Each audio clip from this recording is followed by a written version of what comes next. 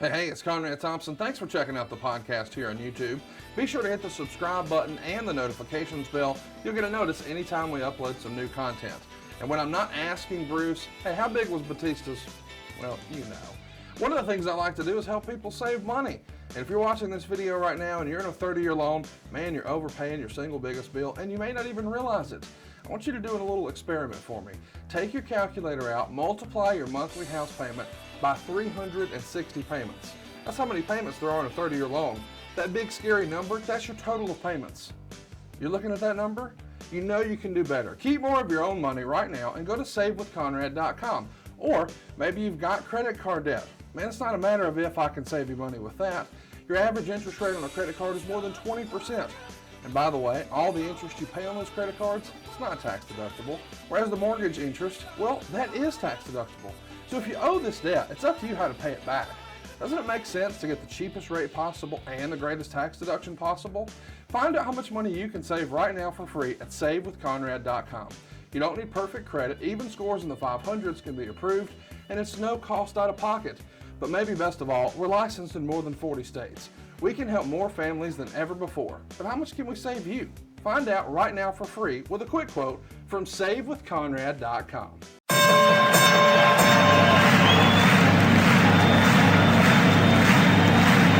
Ladies and gentlemen, welcome to the main event. Welcome to WHW Monday. Tony Schiavone and Conrad Thompson.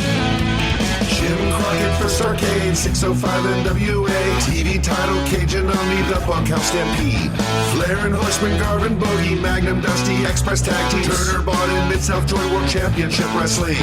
Talking about the great years of World Championship Wrestling, the NWA, and Jim Crockett Promotions.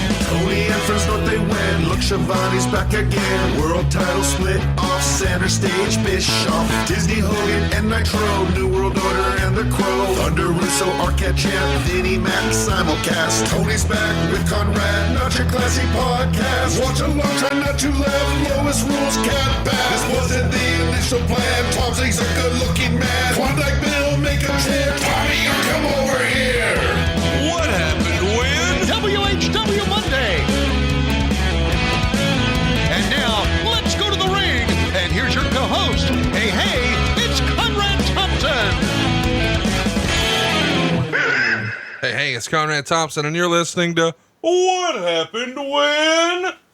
With the one, the only, the legendary, the infamous Noah Anthony Schiavone, the voice of our childhood, Tony Schiavone, and a shitty barista. What's going on, man?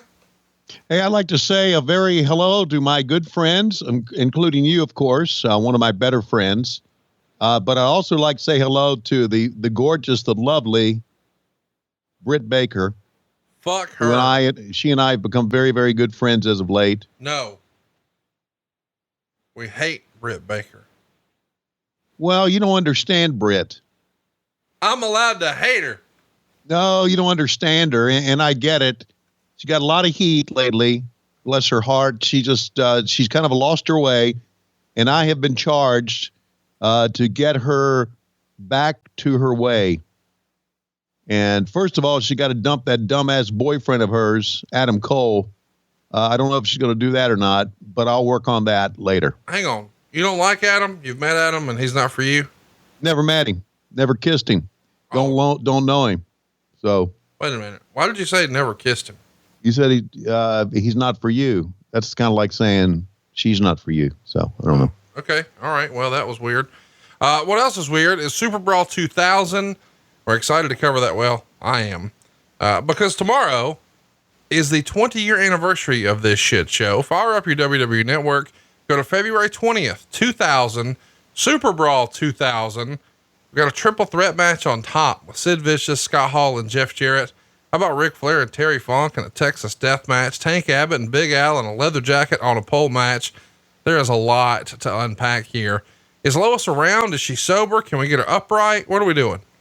She's around. She's pretty big around. Oh, that's hurtful.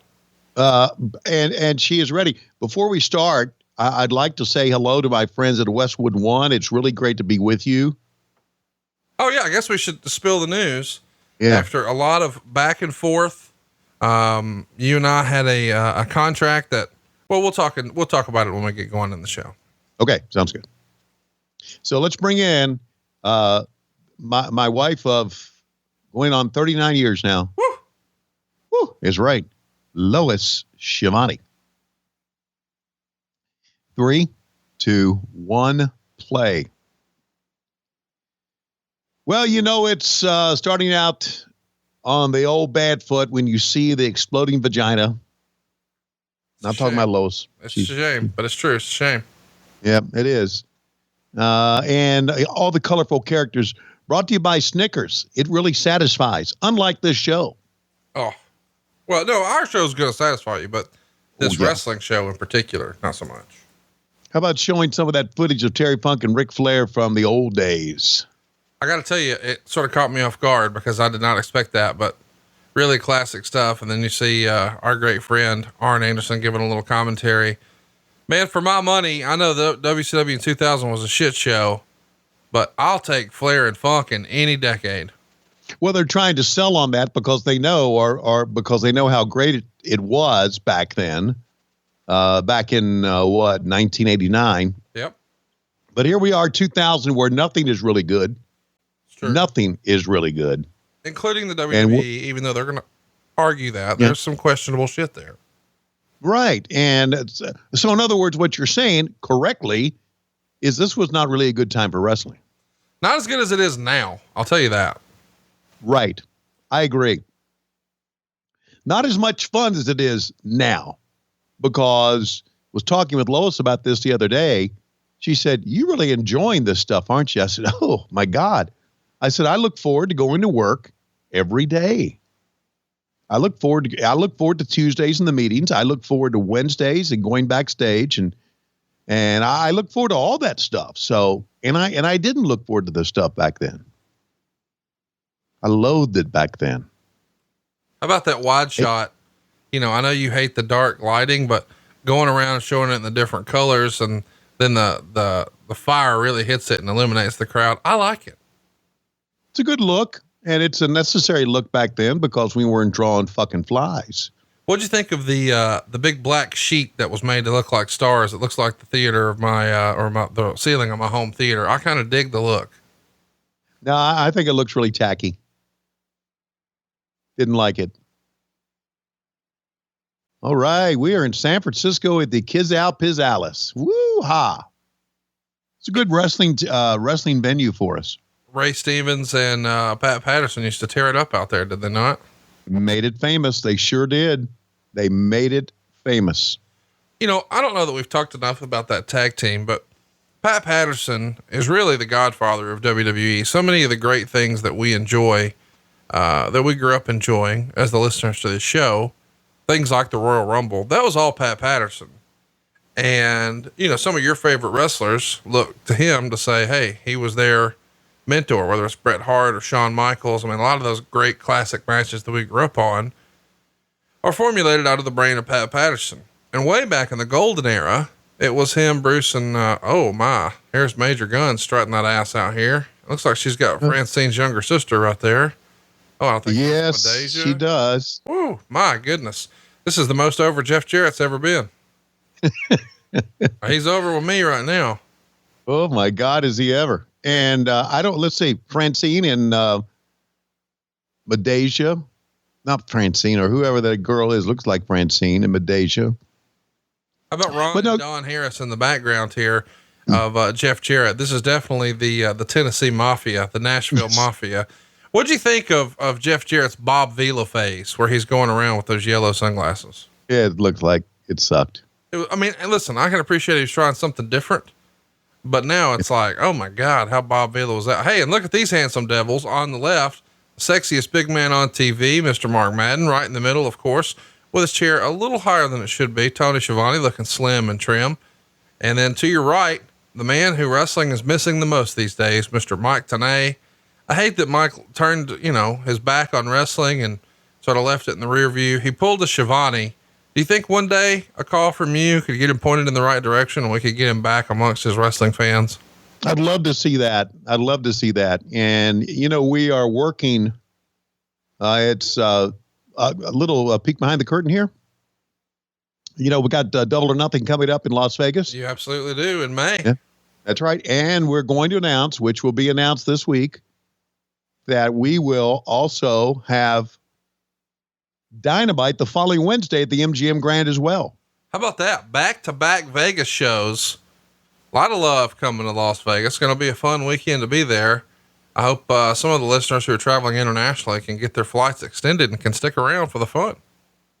Also, speaking of Las Vegas, and I'd like to also make another announcement if I could. Please do. I don't even think you know this, but as you know, the Cauliflower Alley Club coming up at the end of April is going to have their reunion. Yes, sir.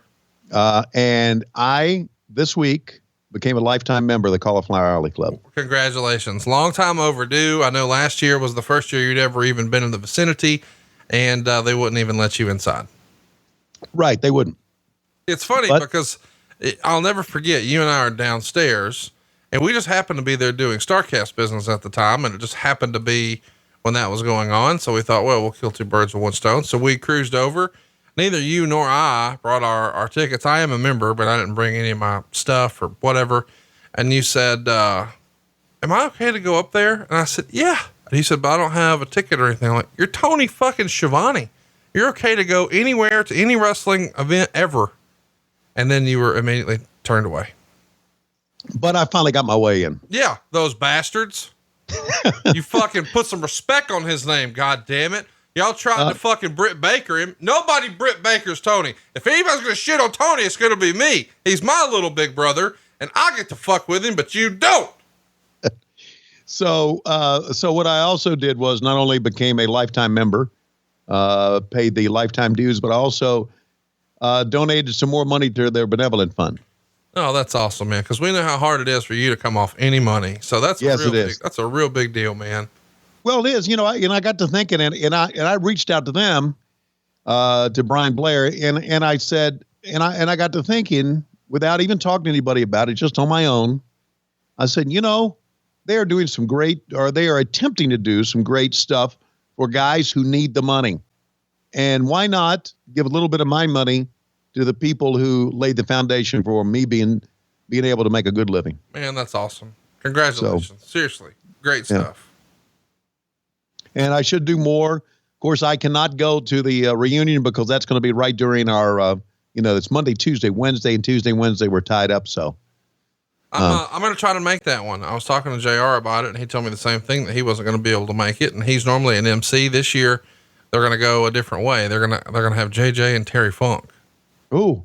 So Terry Funk will no show them. So it'll be JJ and, dinner will be, late and bedtime will be early.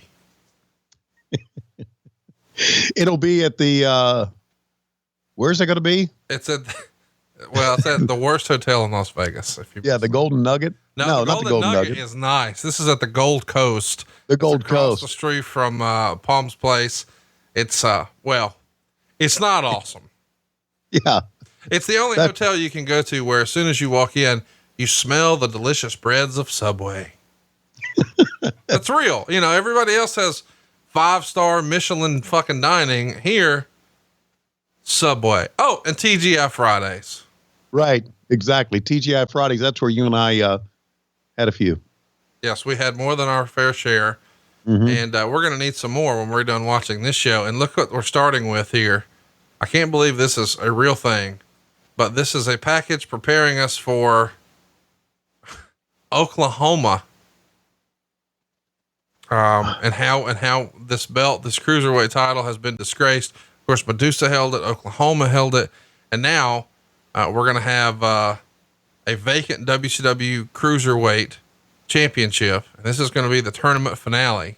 And I think you'll be pleased with, who's competing in this. I know you haven't seen it in a long time, but we're down to the nitty gritties. We're down to the finals. Oh, no.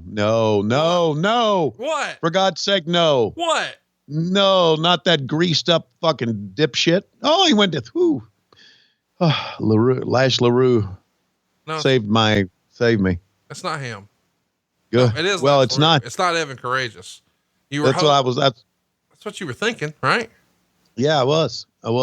Damn, how long have we gone without even having, we're 10 minutes into the show. We haven't done shit. It's been a while since you did the old, what was it called? Nothing Happened, Evan Courageous.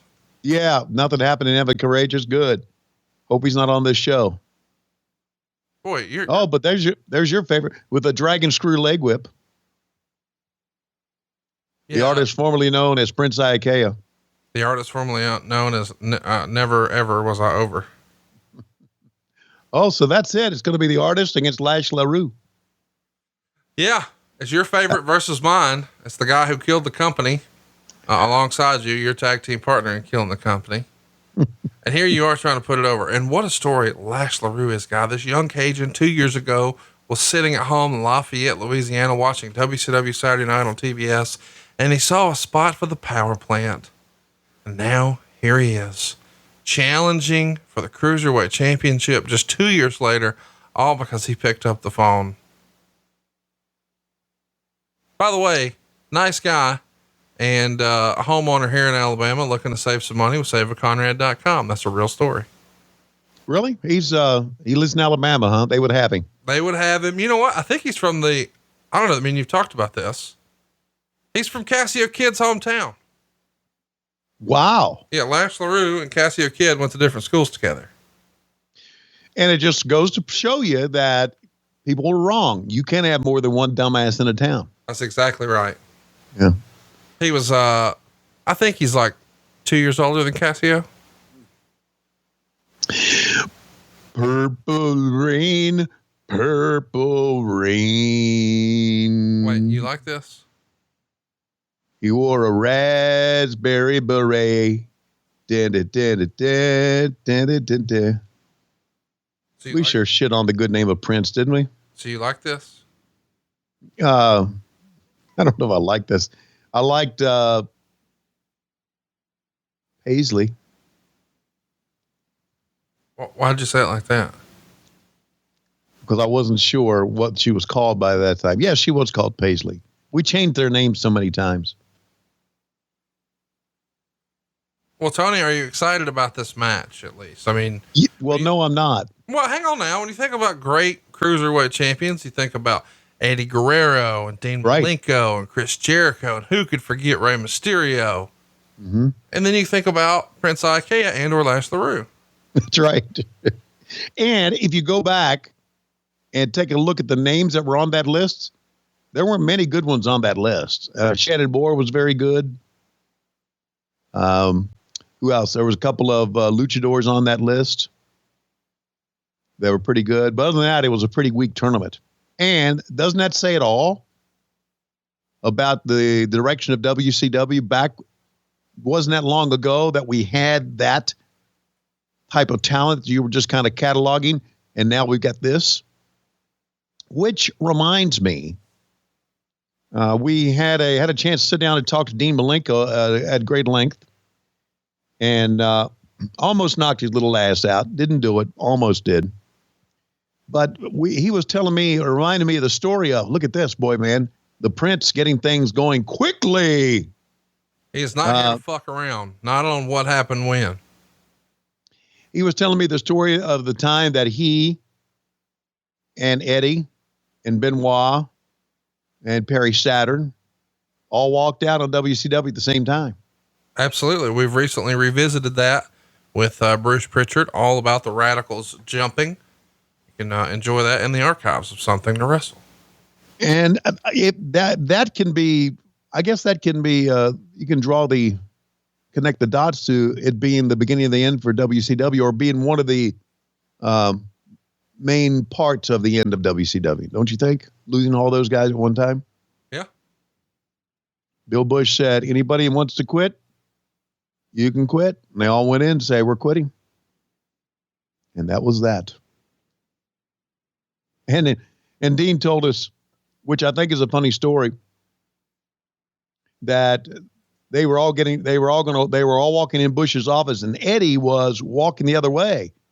And Eddie said, where are you guys going? He said, we're going to go quit right now. Eddie said, okay, I'll join you. So Eddie went and got his bag and followed them in there. He didn't know they were doing it.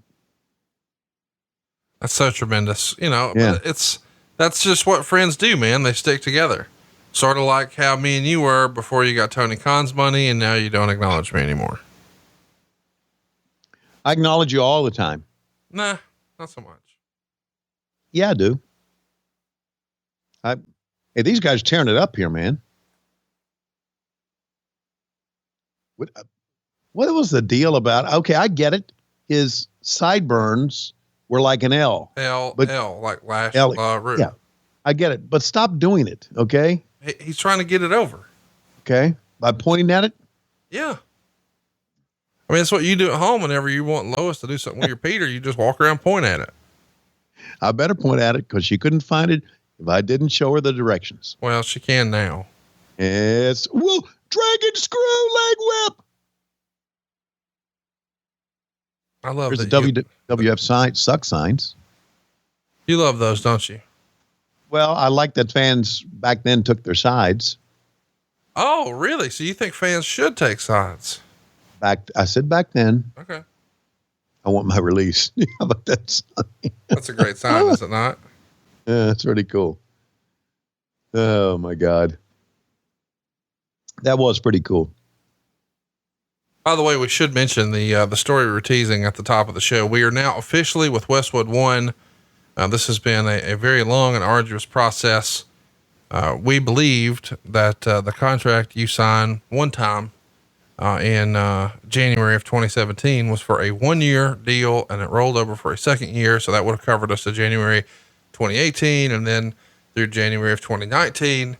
And then we marched through last year effectively without an agreement with MLW, but certainly just a gentleman's understanding.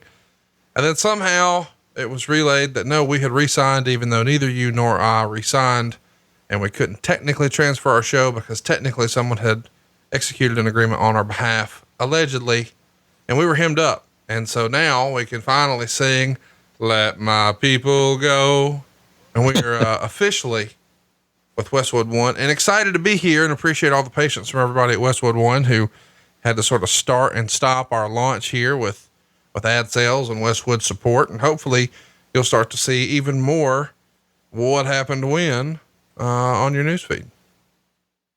Certainly appreciate that. I'm very excited about it. I'm very excited the direction we've taken. We are in our 4th season of What Happened When.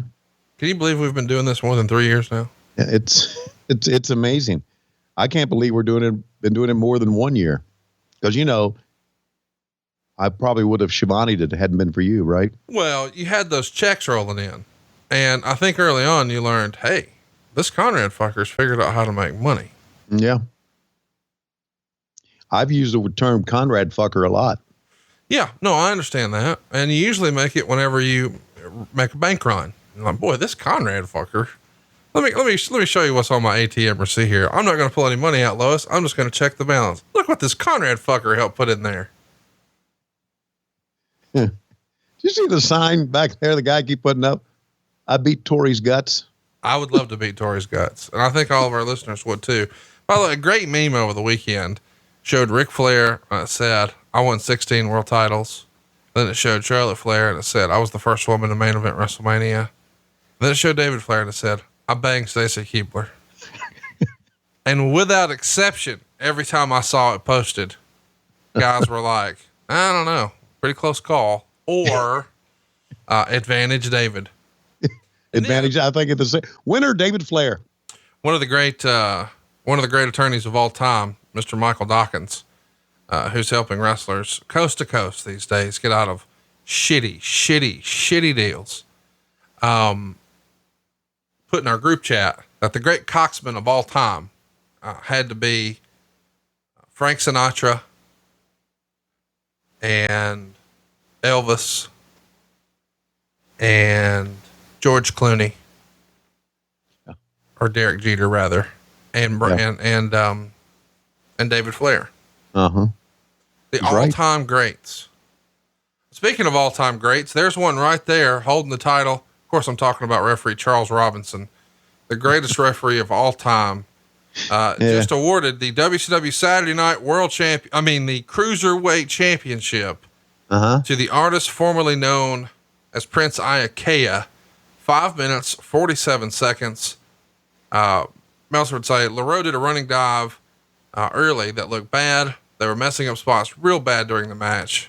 Finish saw Lash go for a Frankensteiner off the top, but Paisley held Artist from going over, and LeRoux took the bump himself. Artist then used a mistimed leaping DDT off the top rope for the pin, half a star. There you go. Not the best DDT we ever saw, but thankfully it was a mercy killing. What do you think about the Snickers logos on the mat? You a fan? You for it? You against it? I'm for it. They don't bother me at all. I think it adds to the realism. It adds to the big fight feel, because you see it in big boxing matches, you know? Yes, exactly. And I think I got to thinking there's poor old Screaming Norman. Yeah. I got to thinking about so many years, and it wasn't a lot of years, but a few years where we would open up a pay-per-view with a real hot cruiserweight match. And then we opened with this. I was thinking about how far the cruiserweights had fallen. Yeah. Brian Knobbs. What a terrible promo. What do you think he's saying right here? Let me tell you something, Mean Gene. I may look horrible. I may be fat. I may have this big wide asshole that most people have seen on TV, but tell you what, I am the cruiserweight champion. You see this cast? My asshole is so big I can stick this cast right up it and pull out a donut. That's right. And I will tonight take on Bam Bam Bigelow for the hard card title. Because why? Because the winner of the match gets to put the hardcore title right up in my big asshole. As we know, it's gigantic. It's big. You can put a lamp up it. It's true. Hey, yeah, it is. Easily, you know, people always say, who's the biggest asshole in wrestling? You got to go Brian Knobbs. And you're not Your saying size. Literally, you're saying figuratively. Yeah. What did we just see? We saw a door. That was it. A door. It's like, keep out. Hey, Some of so the fans. how excited are you to be here on Westwood One? I'm how excited am I to be on Westwood One? Yeah. It's one of the big moments of my life. Let me tell you, when anybody does a podcast, Westwood One is where you want to be. It's the top of the heap in podcasting, right? It is. So that's how excited I am. I feel that we have finally arrived 4 years later. 1, 2, 3, 4, 5 shows on Westwood One now. It's like a CTE network. I love it. And there you see Bam Bam Bigelow sliding some of the nonsensical weapons that you hate so much, like aluminum trash can lids, a couple of, looks like a cookie sheet. And there was a folding chair, and the worst hardcore championship ever. This is Bam Bam past his prime, man. Just a few years prior to this, Bam Bam could really go. Not so much here. Brian Knobbs is going to be challenging. Bam Bam, who is the champ, came out first. Because he had gimmicks to deliver. Yes, he did. So here's what we've seen so far in this match, and they're telling the story here. This is how Brian Knobbs got his hand broken. Lex Luger blew up just by stomping on the hand 3 times. We have seen now a terrible cruiserweight title match. We're going to see a terrible hardcore title match. It's true.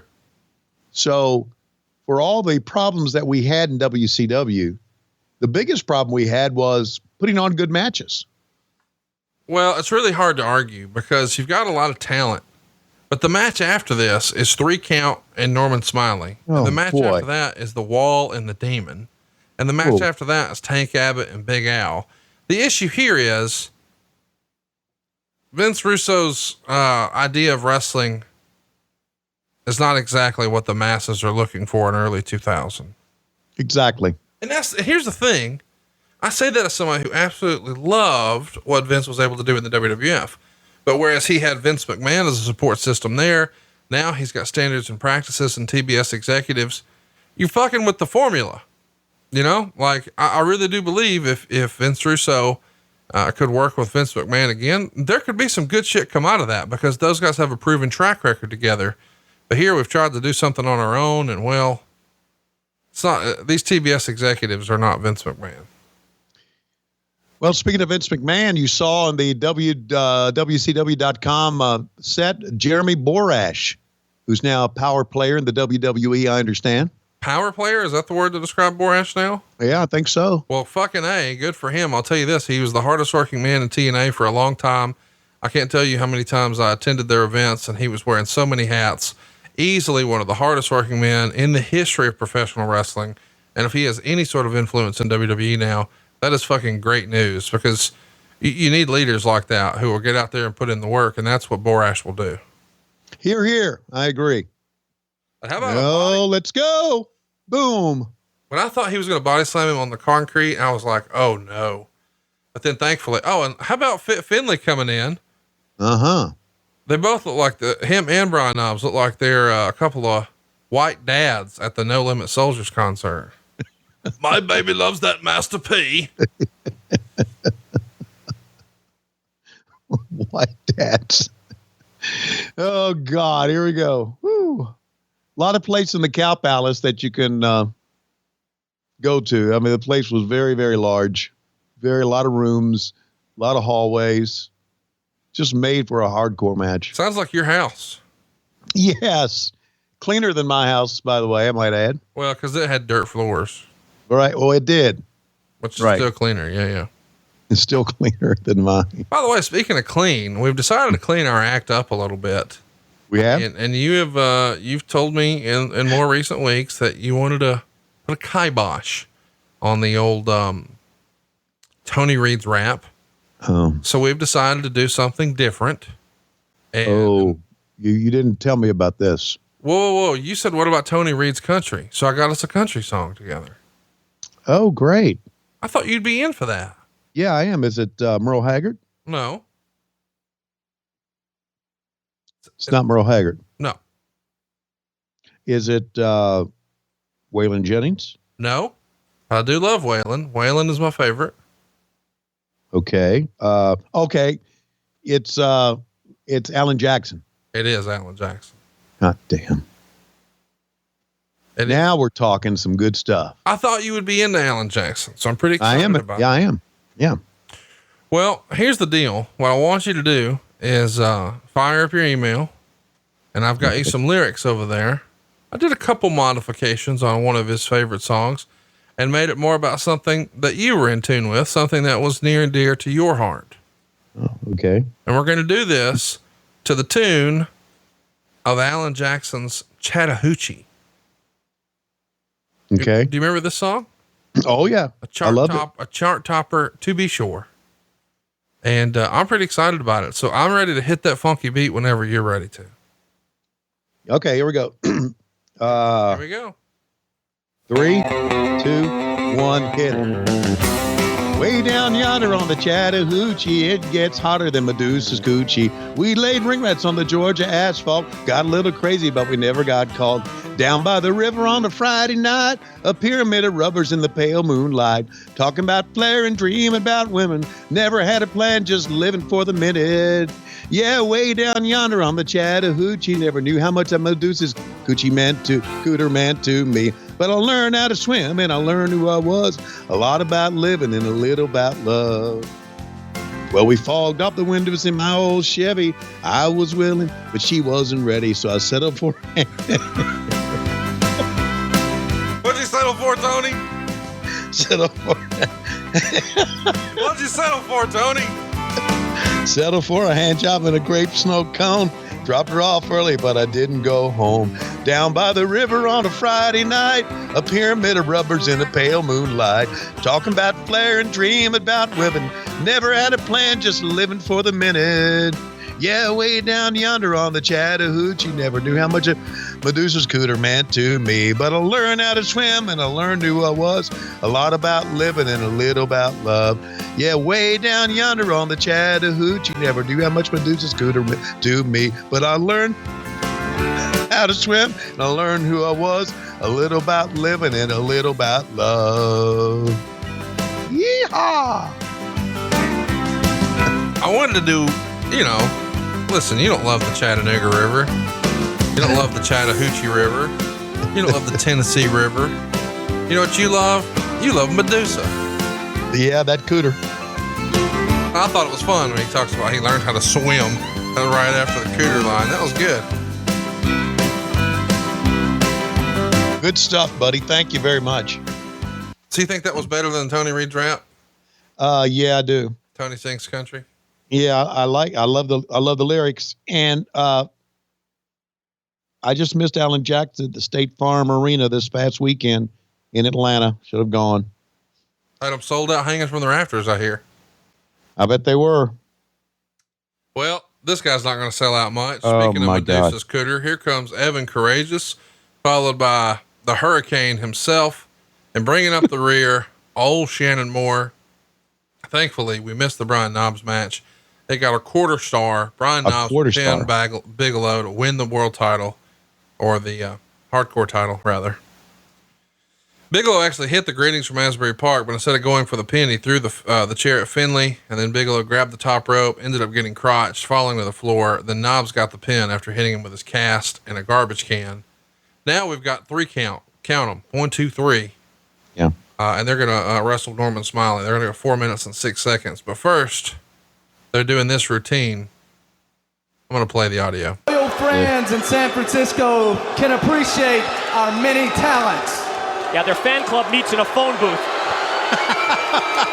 And they have room left over, Madden. So hop in. But tonight, we're not going to sing. Oh, yeah. They're not going to sing. Now hold it. They gotta sing. Tonight's all business, so we're going to kick some ass tonight. Yeah. You know what? I look up there in the ring, it's like seeing 3 Elvises, 3 Mick Jaggers, 3 Robert Plants, 3 William Shatners, just 3 legends of rock and roll in the same group. It's unbelievable. So there you go. We got saved from the singing routine. I think some of our listeners probably wish I would have pulled that move for you just a minute ago and saved us from that too. Coming out of Jerry Rice jersey, Screaming Norman. Meltzer would write, trust me, 3 count should never appear on a major show without doing that routine. People hate it, but if they ever make it, it'll be this generation's version of Sheik and Volkov doing the Russian national anthem. There you go. Dave booking again. This gets a 1 star here. So it's the match of the night so far. Do you ever see a wall put a wiggle through a table? I had not before that. No. By the way, is Jerry Rice the most beloved San Francisco football player of all time? Oh yeah. He in Montana, maybe both. Well, but Montana went to Kansas City. Don't get me wrong. Montana's my favorite of all time. He was the reason I was a football fan as a kid. I mean, what a story, what a player, just really unbelievable. But yeah, Jerry Rice, he was a lifer, bro. I mean, he really wasn't, but it feels like it. And he's out in public doing a lot of stuff. Right. I mean, cause I know he played with the oh my gosh, Shannon Moore up and over. But when he left for Oakland, I don't think that it's almost anyone like knew it. The fans have just pretended like, nah, we give him a pass. That doesn't count because he did so much in the community and was so active. He was a much more public figure in his retirement is what I'm trying to say. Well, Oakland and San Francisco are in many ways the same community. Yeah, but still the people who are wearing that red and gold don't want nothing to do with that silver and black. I know they don't. They don't have to worry about it anymore now. Well, there you go. Las Vegas Raiders. Las Vegas Raiders. When can they get you to Las Vegas again? During Double or Nothing. I won't be there. 1, 2, man. And that breaks my heart. What? Because we had such a great time last year at StarCast. You had a great time. I had such a great time last year at StarCast. I'm glad you did. It was a lot of fun. It was the worst weekend of my life. Well, I could see that. It was fucking nuts. It was out of control. It was, but that's what when you get in the wrestling business, Conrad, that's what it is. It's out of control. It's nuts. Holy shit. My God. I thought he was going to go head first, didn't you? I did too. I thought he was a dead dude. He tucked it right at the right moment. Sounds like we're doing play-by-play in your bedroom. The giant swing. Yeah, it sure does. That's what I do in my bedroom. I do the giant swing. Your giant swing. with my own Peter me, you see. I got it. I knew exactly what at least I was assuming that's what you were referring to. So this is a 3-on-1. I just realized this. Whoops. People popped for that, didn't they? People popped for that, didn't they? Am I the only one still on here? Yeah, I mean, what are they popping for? The big wiggle, him going behind and... Oh, it's my uncle's favorite part of wrestling. What? Yeah. He's a big wrestling fan, but he absolutely... Love the big wiggle. Oh my God. If we bought a ticket to a wrestling show and nobody did the big wiggle, he'd be mad. Yeah. I'll never forget. I took him to an ECW show and he's like, when that guy going to do the big wiggle? He's not on the show. He's on WCW. He's like, what is that? No, it's just drive me home, Uncle HR. Just the show's almost over. And then of course he got to meet New Jack and he started jumping off of shit. And then Mike Awesome put a motherfucker through a table. And then, Dusty Rhodes came out of the crowd and gave everybody the elbow and he was back in. But he's still on the way home. He's like, now what channel does that guy do the wiggle thing? We got to do that. Well, God bless him. I'm glad he liked something about what we were doing back then. You got it. He's the one. Man, I wonder what the story is for 3-on-1 here. Whoa, how about that super kick? Oh, here comes Evan Courageous, man. It's going to be the spot of the night. Watch it. Yeah, baby. Yeah, do it. Actually, that wasn't bad. That was very Darby Allin-ish. Hey, while we're watching the guys take turns in the oddest Brazzers video I've ever seen, you haven't given me any commentary on the XFL. There's been 2 weeks worth of action so far. Yeah. You have to have an opinion about the XFL. I have no opinion because I haven't watched one bit of it. What's up with that? I did read where the one quarterback ripped his team, so they benched him in the second half. That's pretty cool, huh? Yeah, that is pretty cool. By the way, that's the end. 3 count gets the win, 4 minutes, 6 seconds. Meltzer would say, finish saw Courageous use a very impressive screw, followed by Helms with a very high frog splash, and Moore got the submission with a Boston Crab. 1 star. Up next, the Wall and the Demon. Oh. Meltzer would say, this was actually billed as a co-main event. The nonsensical reason for this is that Eric Bischoff's contract with KISS, he guaranteed the character a certain number of pay-per-view main event matches. Good Lord. Bischoff thought he could main event Bryan Adams on pay-per-view, and now people are so nostalgic they want him back. This had the first crowd reaction of the show. Loud, boring chants. How about that? Yikes. 3 minutes, 37 seconds for the Wall and the Demon.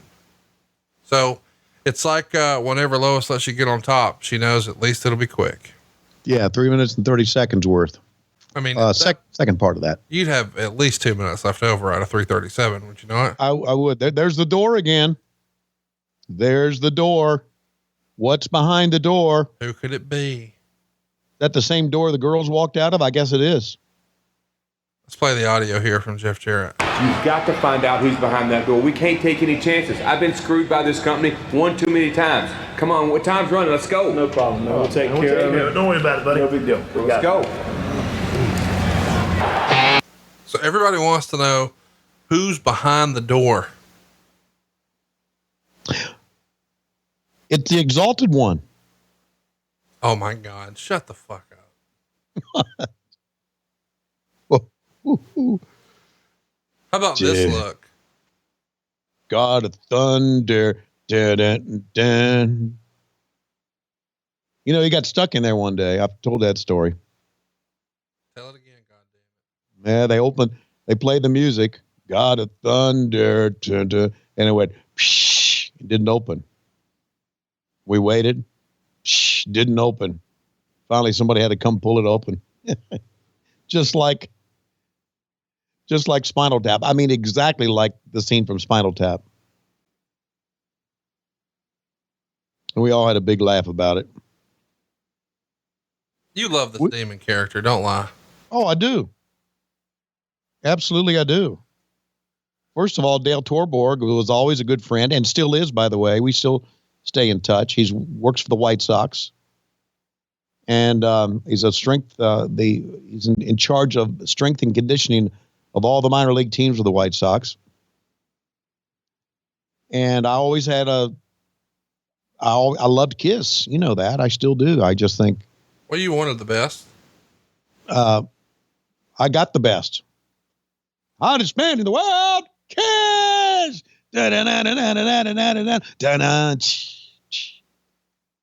Feel all right on the Saturday night. Here's the thing, though. They're not the best. No, you're right. They're right. But no one gives, back then, they set the standards for busting your ass to give the fans a great concert. They pulled out all the stops. And now that's all they do in concerts now. The concerts are more theatrical than they've ever been. And the first group to ever do that was Kiss, making concerts theatrical and over the top, pyro, effects. And now everybody does it. Because you got to give them more than just the music. So they were ahead of their time. Plus, and this is what I liked about Kiss, they painted their face, therefore they never aged. Why didn't you start doing that when you went back to wrestling on TV? Like Paint my face? Excalibur's never going to age. No, he's not. Because he's wearing a mask. JR has a gimmick for life with the cowboy hat. And your gimmick is what? Looking disheveled? We got to get you doing some fucking Kiss face paint. Here's the deal. They're not real cracking down on what you're wearing out there unless it's a beat show, and then they want you to get Tommy Bahama shirts and then bitch when they're not flowery enough. But outside of that, yeah, they kind of let you do what you want to do. So why don't you just paint your face like a Kiss asshole and just see if you can get away?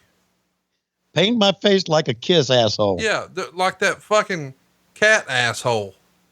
Hey, you need to stop it.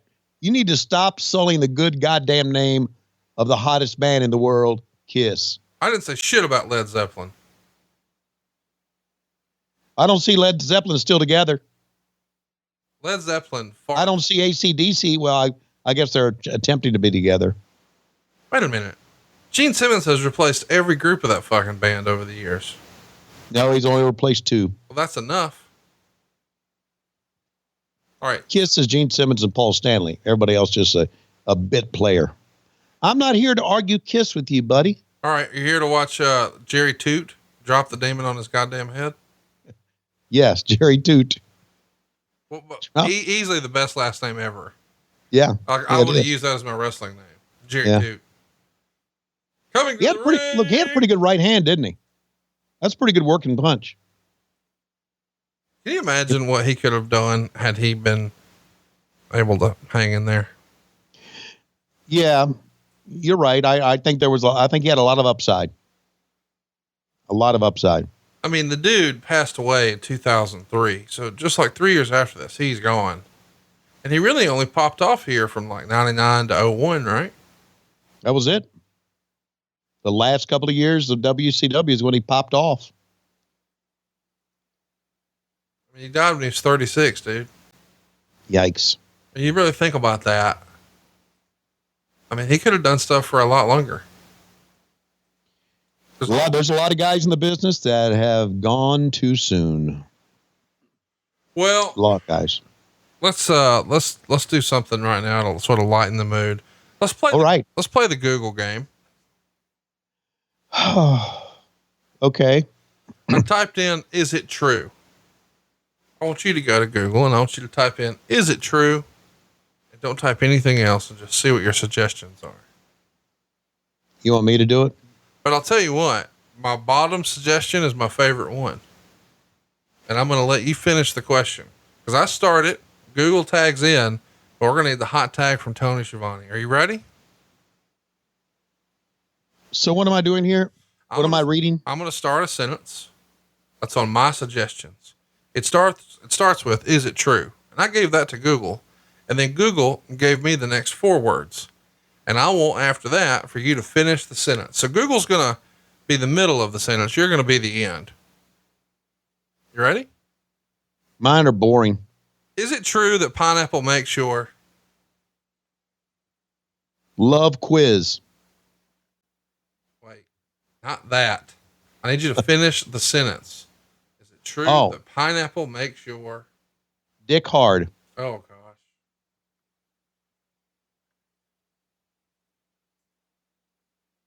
It's the first thing came to mind, because what does it say? Did you type it in? Well, here's the deal. I just typed, is it true? And that was a suggestion because apparently a lot of people have been Googling, does eating pineapple really make your cum taste better? Oh, that's something that has been circulated for years, that gentlemen should ingest a lot of pineapple, but apparently ladies have caught on too. So if you start to even pretend to Google that, lots of people are asking the question, will eating pineapple really make your vagina taste better? And you're an expert. You've been eating cooter since the 70s. Does eating pineapple make cooter taste better? I don't know. Back in the 70s, they didn't worry about hygiene as much as they do now. Yeah. I was told that back in your day, you had to do it by candlelight and you would blow on it just to find the seam, like a treasure map. Yeah, that's right. You got me. Hey, another match is done. Thank God. That one gets -1 star. Meltzer says he came inches from being seriously injured on the landing. Demon then got up on the top and Wall got up and chokeslammed him off the top of the mat. So there you go. Now, next up, we're going to get an interesting little backstage segment from the one and only Ernest the Cat Miller. And I think we should just play the audio, because what can we say that's more entertaining than what he's going to say? Absolutely nothing. You are right. We ought to go to Mean Gene with the cat. Right now, I'm joined by Ernest the Cat Miller, and I've looked high and low. We're here at Superbrawl 2000 and no James Brown. You're wasting all that time looking for James Brown. You need to find a breath mint, because your breath smell like some old neck bones. There is no James Brown. You can insult me. James Brown is here, baby. I told you he was going to be here. Believe me. Trust the cat. James Brown going to be in the ring tonight. We're going to get down. We're going to dance tonight, baby. I don't know if I trust you or not. I'll tell you one thing. I've talked to the maestro. He says you should get into classical music, something like Beethoven. Beethoven? Let me tell you what. Beethoven, brother, stole this stuff from Little Richard. And Little Richard stole this stuff from James Brown. And James Brown gonna get down tonight. We gonna turn it out, baby. We gonna get funky. Shut up, Mean Gene. My favorite part of the whole deal is just telling him to shut up at the end. Shut up, Mean Gene. Next up, by the way, we've got a skins match with Tank Abbott and Big Al. This is a leather UFC jacket on a pole match. It goes 4 minutes and 34 seconds. And Meltzer would say, at this point, Tank should never go more than 134. This was a combination of really stiff blows and bad language. Abbott sold real big for his buddy. They were, by pro wrestling standards, totally potatoing each other with blows. The crowd had no idea how to take this, but it wasn't a positive confusion. Abbott made a comeback and put Al on his shoulders like for a Samoan drop, then climbed the ropes with Al's life being in grave danger by the shakiness while Abbott was climbing. Right before Abbott got to the top, he dropped Al all the way to the floor, which was actually the planned spot. Al lived. Tank went to the floor and punched Al, then got the jacket for the win. After the match, Abbott pulled out a switchblade and put it to Al's throat and made a remark how he could kill him right there. The director pulled away from the shot in an absolute panic. Tony Schiavone, and thinking on his feet, tried to suggest that Abbott had scissors and not a switchblade and was looking to cut Al's hair, of which he didn't have any. Okay, maybe it wasn't great thinking on his feet. Everyone was asking questions about that one after. Star and a quarter. Is this the biggest example of what the fuck are we doing in WCW in the year 2000? The biggest example I can think of. So my God, I don't even know that we can really do this justice. I think when the match actually gets going, you and I should watch it and we should play the audio with it and then just make fun of it together the whole time. WWE may have pulled out the spot out. Oh, I'm sure they're going to pull out the I Could Kill You right here, because I'm sure they're doing the video release. First of all, how crazy is it you guys have a leather UFC jacket hanging from the pole? Like, I don't understand why you would be plugging another promotion like this. I know. Oh, can you imagine Tank Abbott crawling a fucking pole? I need him to do it to like, she's my cherry pie. I guess they wanted Big Al to look like Stone Cold, didn't they? I don't know. I'm distracted now thinking about getting you to a strip club sometime soon and filming it for Loki Big Hog Get Together, which is coming up fast. What's this? What are you talking about? Me in a strip club? I'm sorry. You think that's supposed to look like Stone Cold? Well, bald, leather jacket, jeans.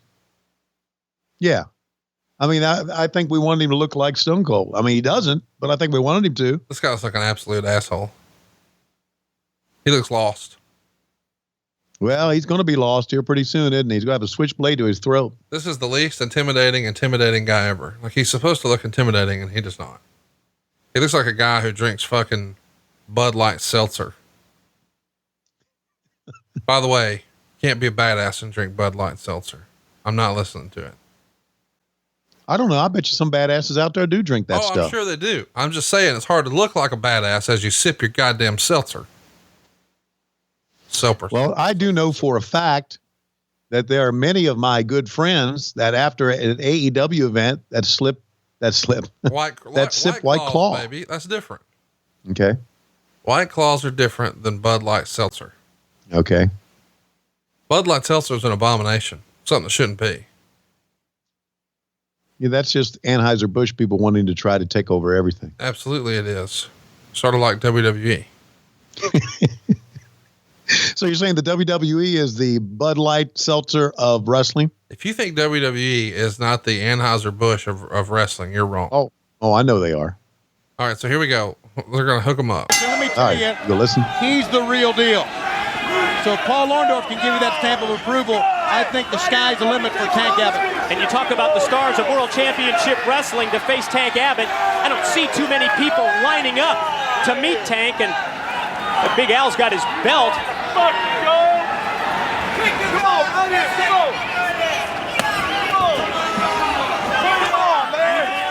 We'll get it on, come on. What are they doing here, Mike? They're exchanging fashion tips. What, they're tying each other together? Come on, strap it up. That's exactly what they're strapping it up. Well, they're longtime friends, longtime bros, if you will. Yeah, but wait a minute. Think about this. That takes away the devastating right hand from Tank Abbott. What's he thinking about? Well, he's letting his emotion take him away. Bring it. Bring some more home. Well, they're daring each other. Bring it is what he said. Oh, God. He said, come on and bring it. Come on. Bring some more shit to the table. Oh, man. Hard left hands and bad language. What else do you want? And look at Tank fight back with a left that rocked Big Al. And it's only his left. That's right, only his left, and he can pull him. By the way, they're yelling, fuck you and bring it and goddamn it and bitch and pussy and all right on pay-per-view. And they were talking to Mickey J, and he was holding his earpiece. They were saying, Mickey J, tell him to stop that. And Mickey was like, I can't do a fucking thing. And of course, Big Al took the belt off. They tried to do a worked little strap match type deal that, in theory, took away the power of Tank Abbott's big right hand. I don't know what he's. Now he's got Tank prone to. Looks like he's going to try to drag his no-no into the ring post. He's going to bust him up right here. Here we go.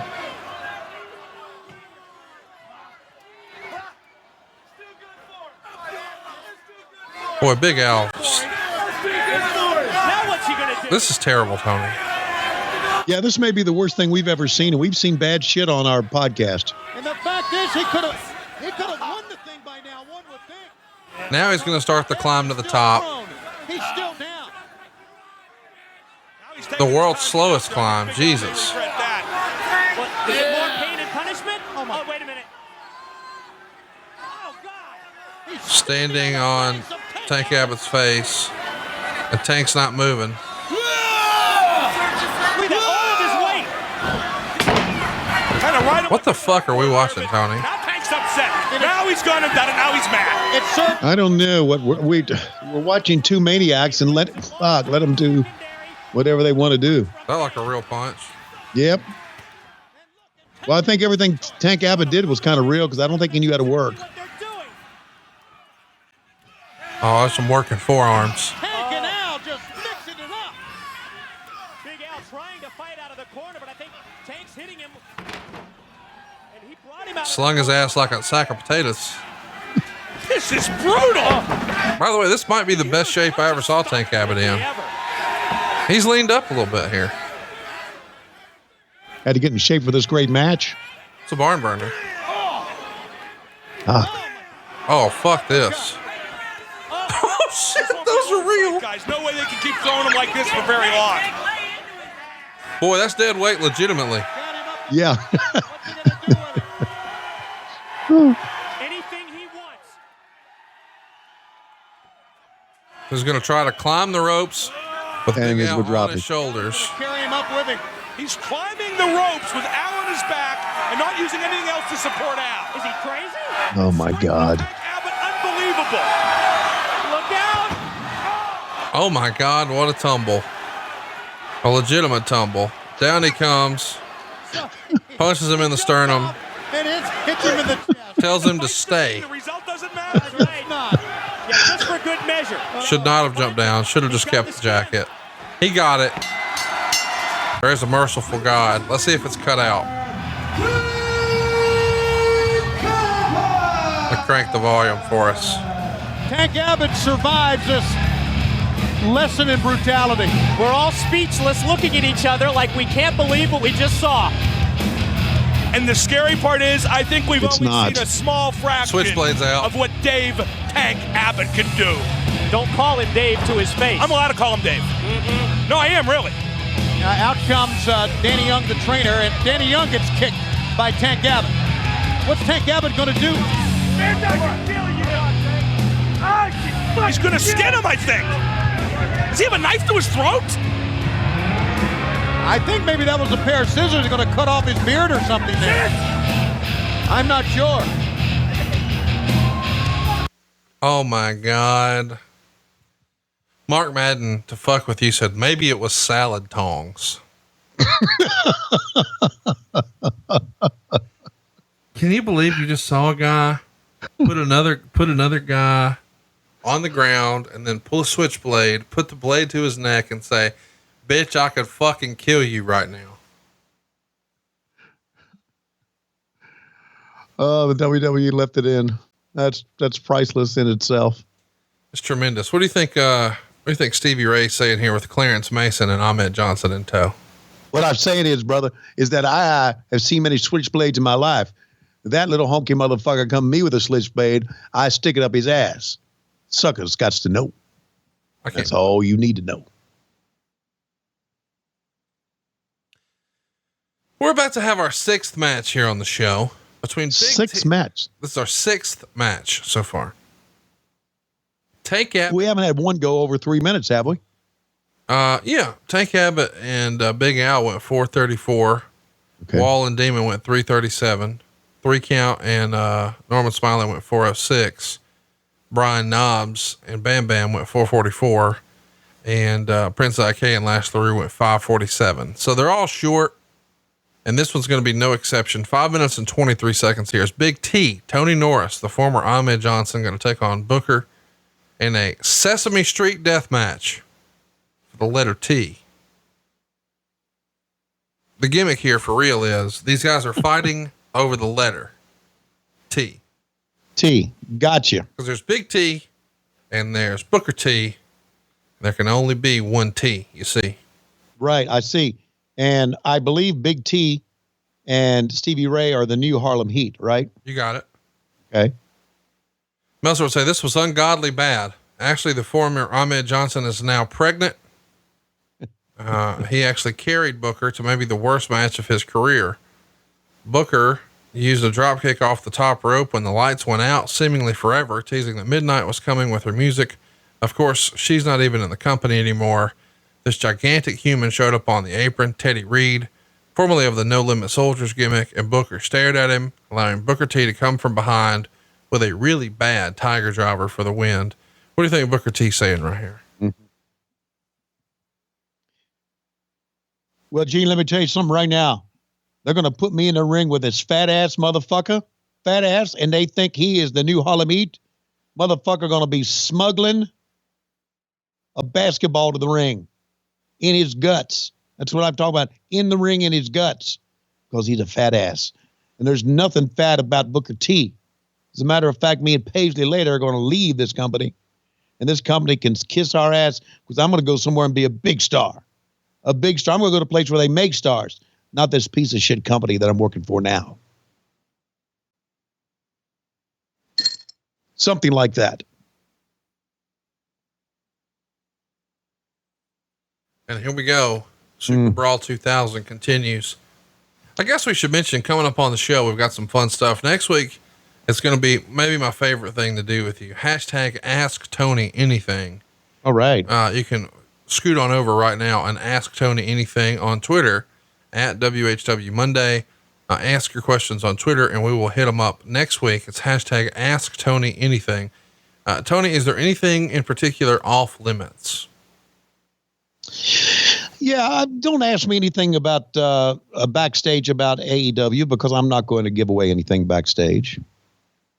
So don't ask me anything about, how does it work? Who came up with this? I'm not doing that. We're talking about what happened when, not what's happening now. Which is a new podcast I'll be doing with Taz, brother, where he just gives all the scoops. He wears a camera in the meetings and broadcasts it for everybody to see. Hey, you've told us before, serious business, that you didn't want to talk about how you cleaned out your asshole. Yeah.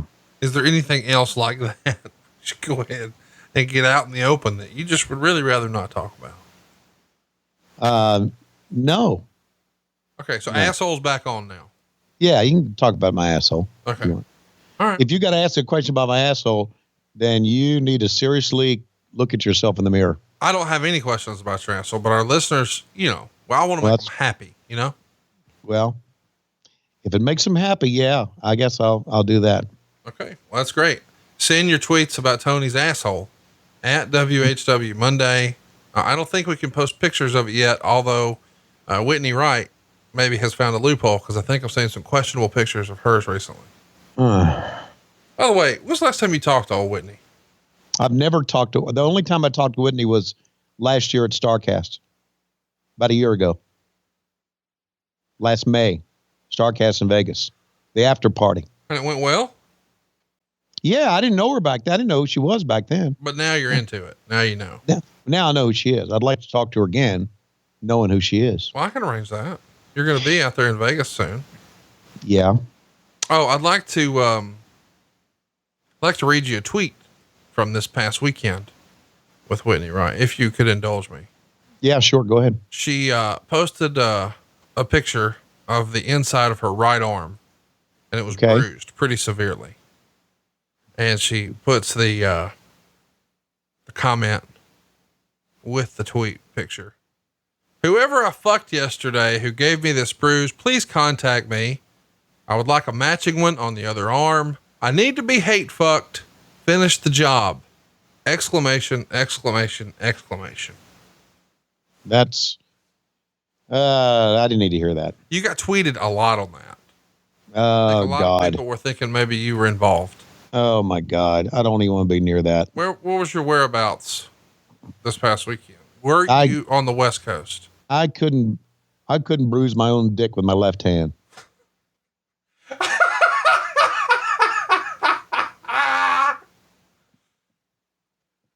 Well, it's true. This didn't look like a Peter bruise. It looked like a hand bruise where someone held her down and then maybe ran things in her or something like that. That's terrible. Look at this. Let's hear for the being able to suplex that big guy over. That's a big boy. That it is. Booker T. Come on, get up. Booker T's a man and a half. Yes. Is he not? Yeah. Yes.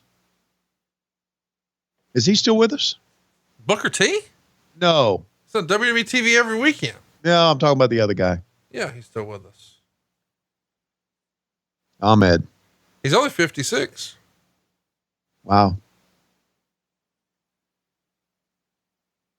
Some guys have not made it that long. You know he played for the Cowboys? Well, fuck him then. You know he went to the University of Tennessee? And really fuck him. Could be worse. Could have gone with Auburn. That would be worse, I guess. Yeah, it'd be worse than anything. Did you see our great close personal friend of the show, Cole Kubelik, is a commentator for the XFL? Is he really? He was on ABC this past weekend. Wow, good for them. I'm glad they really scraping the bottom of the barrel, finding people to commentate the XFL. You know, I heard that the new wrestling company got the old guy who used to be on TBS 30 years ago and dusted him off. Yeah, I know. It's weird how when it comes to major broadcast network television, you got to just scrape the bottom of the barrel. Yeah. You should never talk about JR like that because he's our friend. He is. By the way, I had a tremendous time with him abroad. Have you heard any of the stories yet? I've not heard any of the stories yet, but I wanted to ask you how successful that was. Oh, it was huge. It was hanging from the rafters. And by the way, we should mention Kenny and his bunch, Inside the Ropes. They're putting together another tour in April, this time with one of your AEW brethren named Kenny Omega. So if you're across the pond and you'd like to hear some things about the inner workings of AEW and some of the stuff through his entire New Japan run, which is rather historic. Most people would call him the best wrestler in the world and certainly had the best match of all time, according to the Wrestling Observer newsletter. You can do that. And you can probably pick his brain about WWE developmental and why he didn't go back and instead chose to sign with AEW. Tickets are on sale now for Inside the Ropes. It's going to go down in April. Go out of your way to do this. Who knows when you'll get a chance to meet and greet one of the all-time greats, Kenny Omega, again. It should be a very, very good show, wherever he is. He's a very engaging guy. Very introspective. He takes it very seriously. He has an artistic approach towards professional wrestling that makes him unique. Yes, he does. Holy shit. Man, Booker T just flew across that ring, did he not? Yes, he did. Can you imagine being one of Booker T's kids? And he's like, take your ass to bed. And then you try to sneak out and you think he's up. You're sprinting before you know. Daddy go whoop me. I better get back in the bed. Damn, you're right, man. Booker T is a man's man. Seriously, of everyone in this. And by the way, there are some badass. I mean, Ahmed Johnson had a whole layout in the Raw magazine about his gang. Lights go out. I think when the lights come on, it's Sabu. I hope. Well, if it is, then Tad's going to hit him from behind. Trick or treat, motherfucker. Nothing. Oh, no, there he is. Large and in charge. Big swole.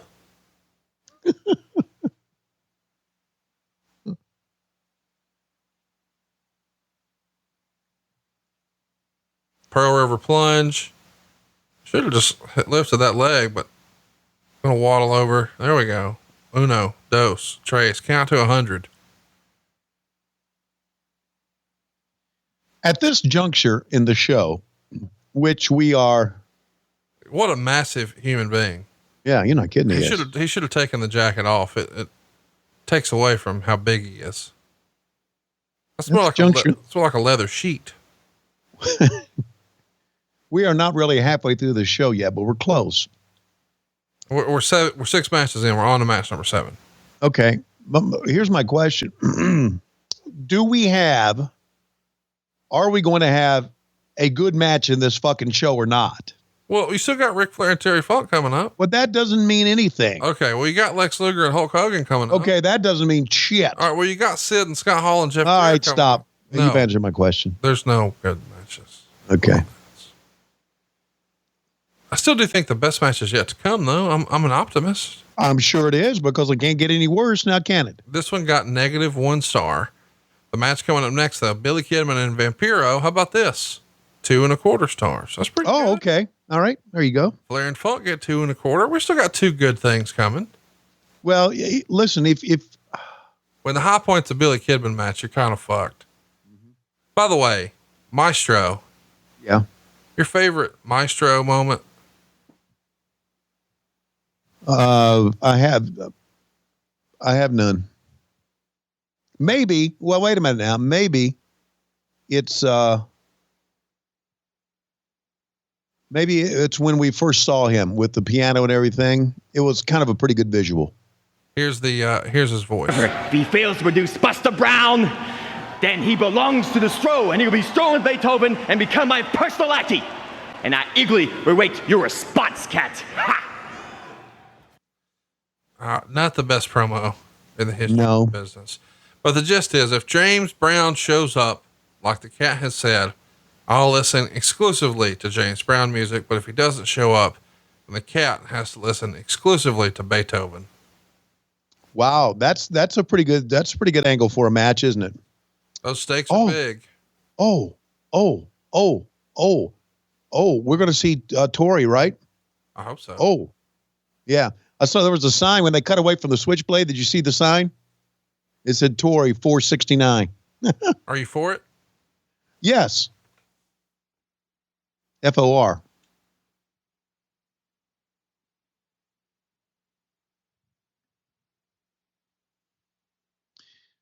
Telling the story of the matches. What do you mean the story of the matches? We got Billy Kidman and Vampiro coming up next. Well, this is like they've had matches before, so they're showing the story of the matches leading up to it. Meltzer says match didn't have any heat, but it was clearly the class of the show to this point. But they've also missed a flying head scissors spot so badly, and Vampiro did a drop kick off the top rope with Kidman in the wrong position. The crowd was more into Vampiro than Kidman. Kidman won with a swinging reverse DDT off the top. Tori Wilson was there and even did a spot where she was on the apron and collided with Kidman, 2.25 stars.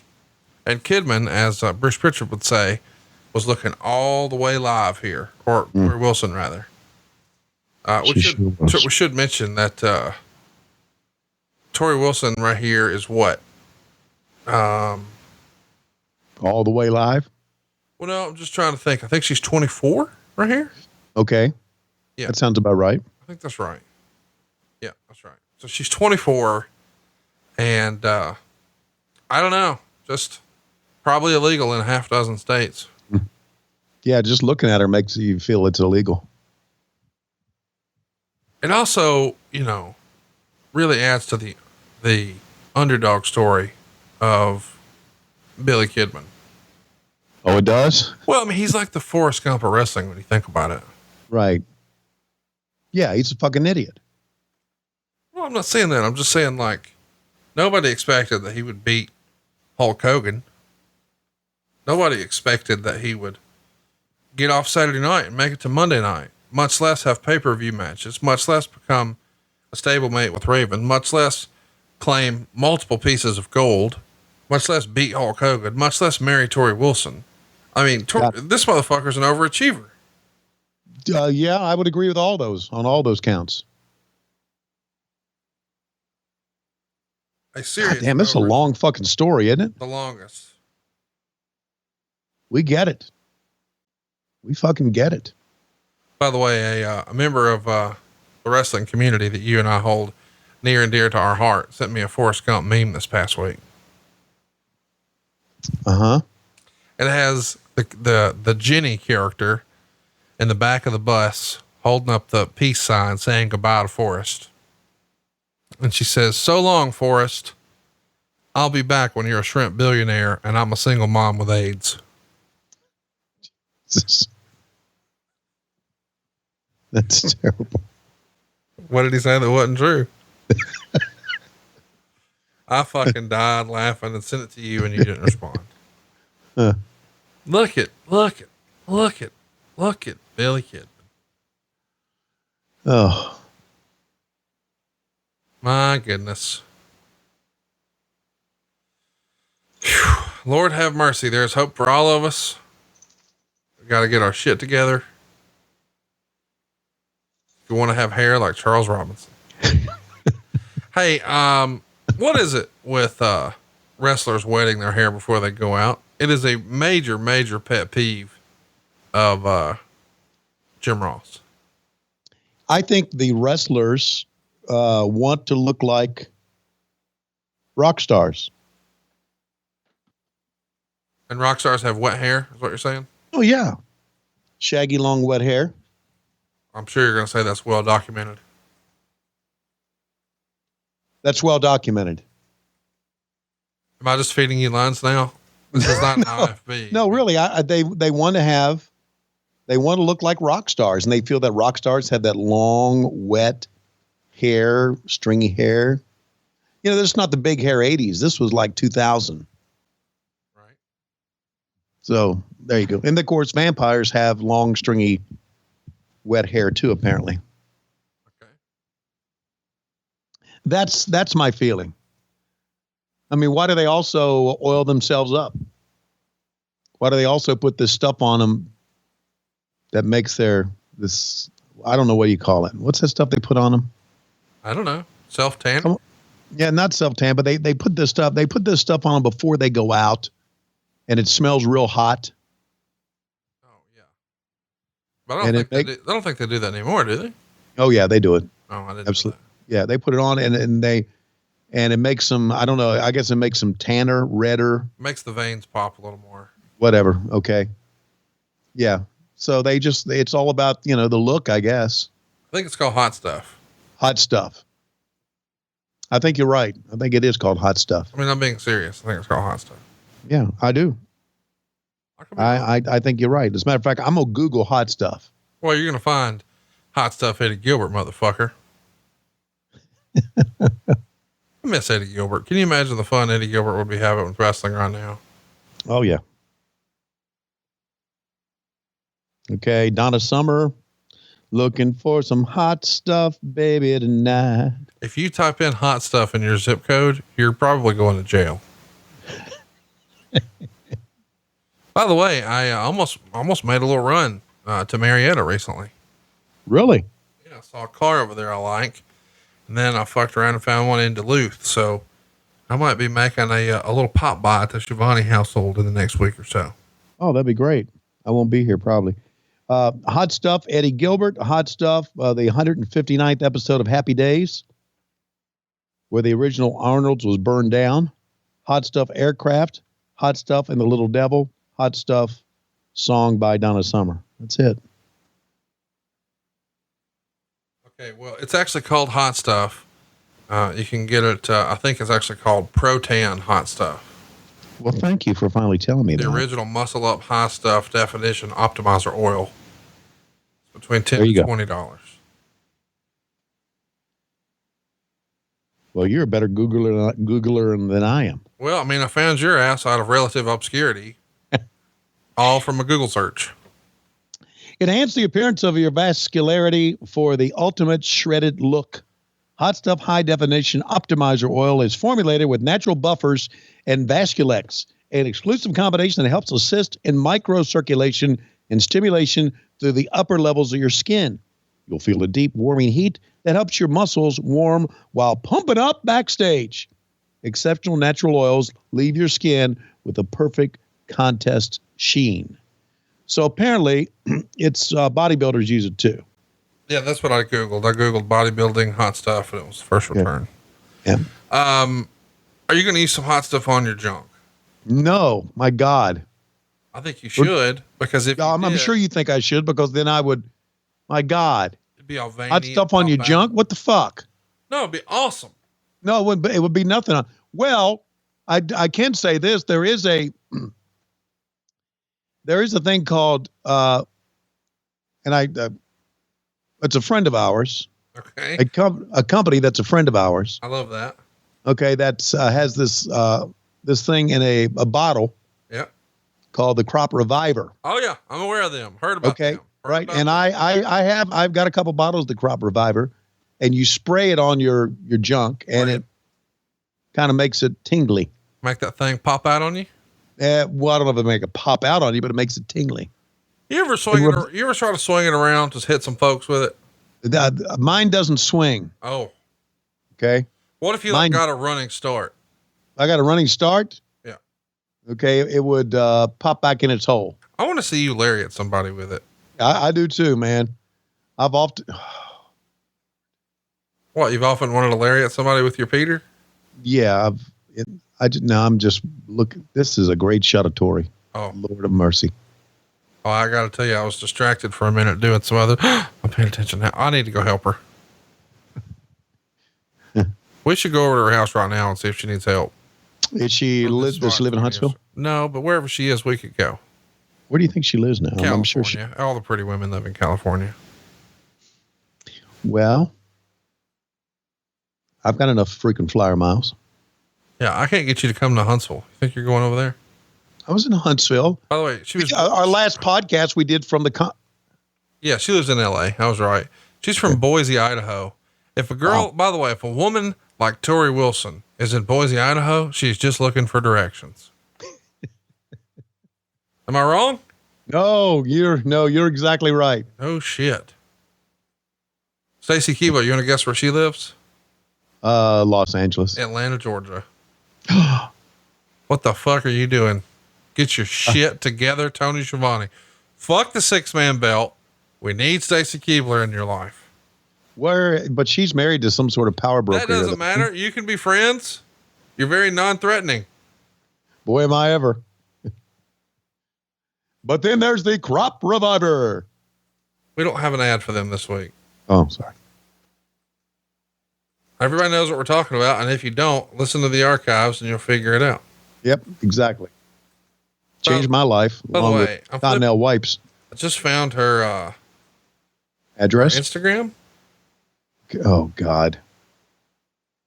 How many stars does this thing get? You want to guess? 1. 2.25. 2.25. It's tied with Flair and Funk. Best match on the show. Okay, good. The reason it's the best match on the show is a view from right there. You know what? I may have misled you. I may have fell for some rumor and innuendo. I can't believe this is real, but I believe Stacy lives in Jackson Hole, Wyoming. That sounds more like what she would probably live. If that's real, we got to get Bischoff on the case. Yeah. I mean, what the fuck is Eric doing now but working on a movie? Nothing. Right? Nothing. By the way, that dude has the coolest life of anybody we know. Oh, yeah. I know. Seriously. Motherfucker created Nitro. He created the NWO. He knocked Vince McMahon on his ass. He created like 3 dozen TV shows. He's got one of the biggest movies in history about to blow up on him. He ran SmackDown for a cup of coffee. He married a Playboy, a lady who posed in Playboy. He was a fucking bouncer. He fought karate on ESPN. What didn't this motherfucker do? Yeah, black belt. You're right. He did a lot, man. I mean, he's like legitimately one of the most interesting people in wrestling. And he just happens to be a little too smart for his own good. So sometimes people complain when I ask him a question and it takes him 48 minutes to answer. But it's better than the old Tony Schiavone, just the facts, man. Yes. No. Oh boy. No, boy. You're like how about that? It took you that long to throw my ass under the bus again. You're like fucking Zodiac on here. Yes. No. Yes. No. Well, it didn't take long, man. Must have been. Doesn't matter what story it is. Bring it back to shit on Tony. Well, you fuck. I'm playing the hits. Okay. 1, 2, stay down, Billy. Yeah, I think I've decided I'm gonna get this car. I'm gonna come see you this week. What day will you be home? I'm home all week. Great. I'll see you. Because we're running at this drops on Wednesday. We're running State Farm Arena in Atlanta. Oh, I'm very well aware. I'm just saying you acted like you weren't going to be here earlier, and I'm like, well, what the fuck? Why not? Well, I've got some things I got to do Monday, which is well past, and of course I got to. Yeah, I'll be here all week. Great. I'll probably swing through like Thursday or Friday. Pick this ride up. Okay, sounds good. Really excited about it. Oh, okay, yeah, that's good. Thursday, Friday works great. I'll take you for a ride in it. I'd love to go for a ride. I was thinking about getting a new car too. Let's just go get them together. Horseman's. No, I have a feeling that my want for a new car is a little bit different than your want for a new car. Oh no, I'm getting one that's 3 years old. I don't buy new cars. The match is over. It's a merciful God. All is right with the world. Tori Wilson is leaving with Billy Kidman. My goodness, man, that top under the top. Call this replay here for us. Okay. Picks him up, trying to put him down for a power bomb. He's got him down. He says, God damn it, I'm going to try to cover him. No, I'm going to pick it up again. Here he goes one more time. He tossed him in the center of the ring. Meanwhile, I don't know what you call that, but I think it hurt. 2, 3. Billy Kidman saying, I'm sorry that happened. but the quicker I finish this match, the quicker I can see Tori naked in the back. Swinging reverse DDT off the top is what Meltzer called it. Coming up next, we've got Big Vito and Johnny the Bull, and they're going to be taking on David Flair and Crowbar for the tag team titles. And how about this promo from Terry Funk? I'm going to play the audio. That's exactly right, Gene. You know, Flair, you've messed around hundreds of people in this business before, and you're not going to mess around anymore. Not after this death match. You've got to remember my father was king of the death matches. I promise you tonight, I am going to kick your ass, and this boy's going to be with me right here. Whoa, where are you going? Don't touch me! Ever! Gene Oakland, and bring him to me right now. Yes, sir, Mr. Vicious. How about Sid Vicious, Paul? Oh my God, it's David Flair. David Daphne Crowbar are for the Sicilian stretcher match. Somebody will put him on that gurney. Leading up to the World Tag Team title. You love Daphne. Tell the truth. Oh, I did. Love Daphne a lot. I have a lot of time for her. Look at all. How about Dustin Rhodes in the back there? This was pre Goldust, right? No, it's way after Goldust. It is way after Goldust. Way after. See, my Goldust history is, I'm not good on Goldust history. When did Goldust first start? 1995 really popped off and was a hot character very quickly. And then in 1998, things started to get very, very strange. By 1999, I think he was winding up and heading over for you guys. Wow. But I'll tell you, it's been really fun in more recent years how people have sort of, I mean, probably the last 7 years, they started to finally appreciate just how great he was. I think he popped up for you guys. I think he left the company in May of 99, and it was like, I don't know, late October, early November when he showed up on WCW of 99. And it was not great. They did a couple of different ideas and versions of the character here. None of them really, really worked, but he popped back up in the WWF after WCW was done and, did really well. But then when he showed back up this last time in the WWF full time, he really, really did great shit. Probably 2013-ish, I think. Okay. Is when he was back on my radar. He was working at a really, really high level. It's probably the best, version of Dustin we ever saw, which is really strange because he's gotten older and seemingly gotten better with age, which is pretty remarkable, especially when you consider him and Cody had one of the best matches of last year. Well, they had what was rated as match of the year by PWI. And listen, I was talking to Dustin. Of course, Dustin and I talk every week now. I was talking to Dustin about his nickname, The Natural, not Goldust, but of course The Natural. And that's what we still call him. And I told him the story and he didn't know the story. And it's a true story about how he was named The Natural.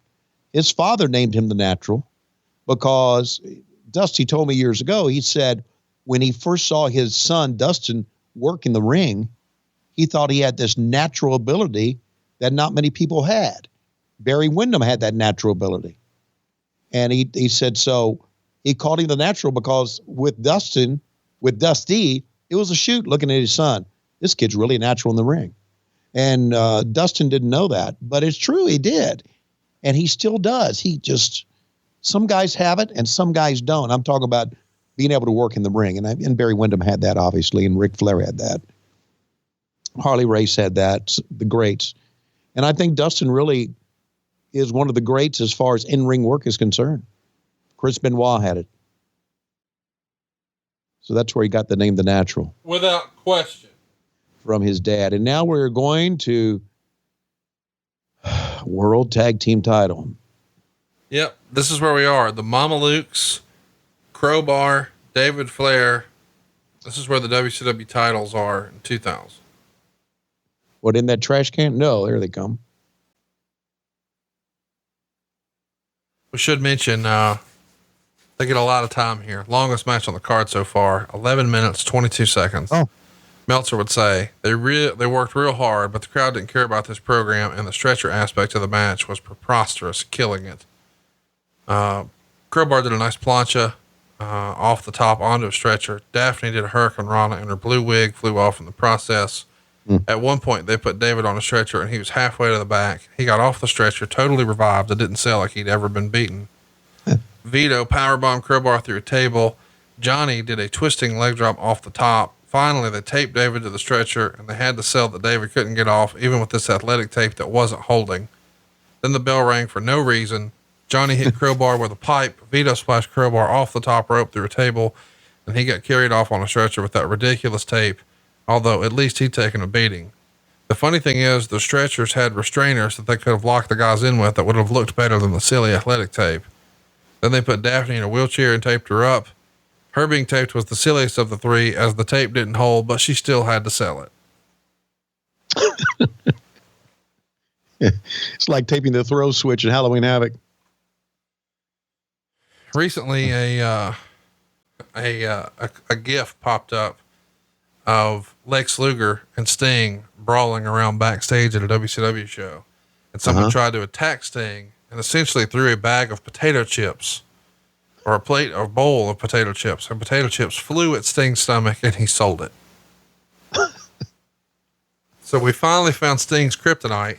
And I guess anybody with ads kryptonite, don't throw Lay's potato chips, because those Lay's original will fuck them up. Or maybe they're like Judy and it had gluten, and he's not tolerant of gluten. Oh, that's a pretty good spot.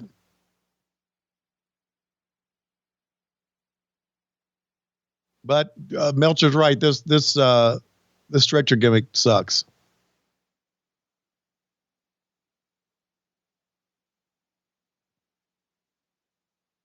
I always thought, though, that Johnny the Bull had a pretty good look. Oh, for sure, dude. Yeah. A top guy look. Yeah, he sure did. Just, for whatever reason, ain't hitting.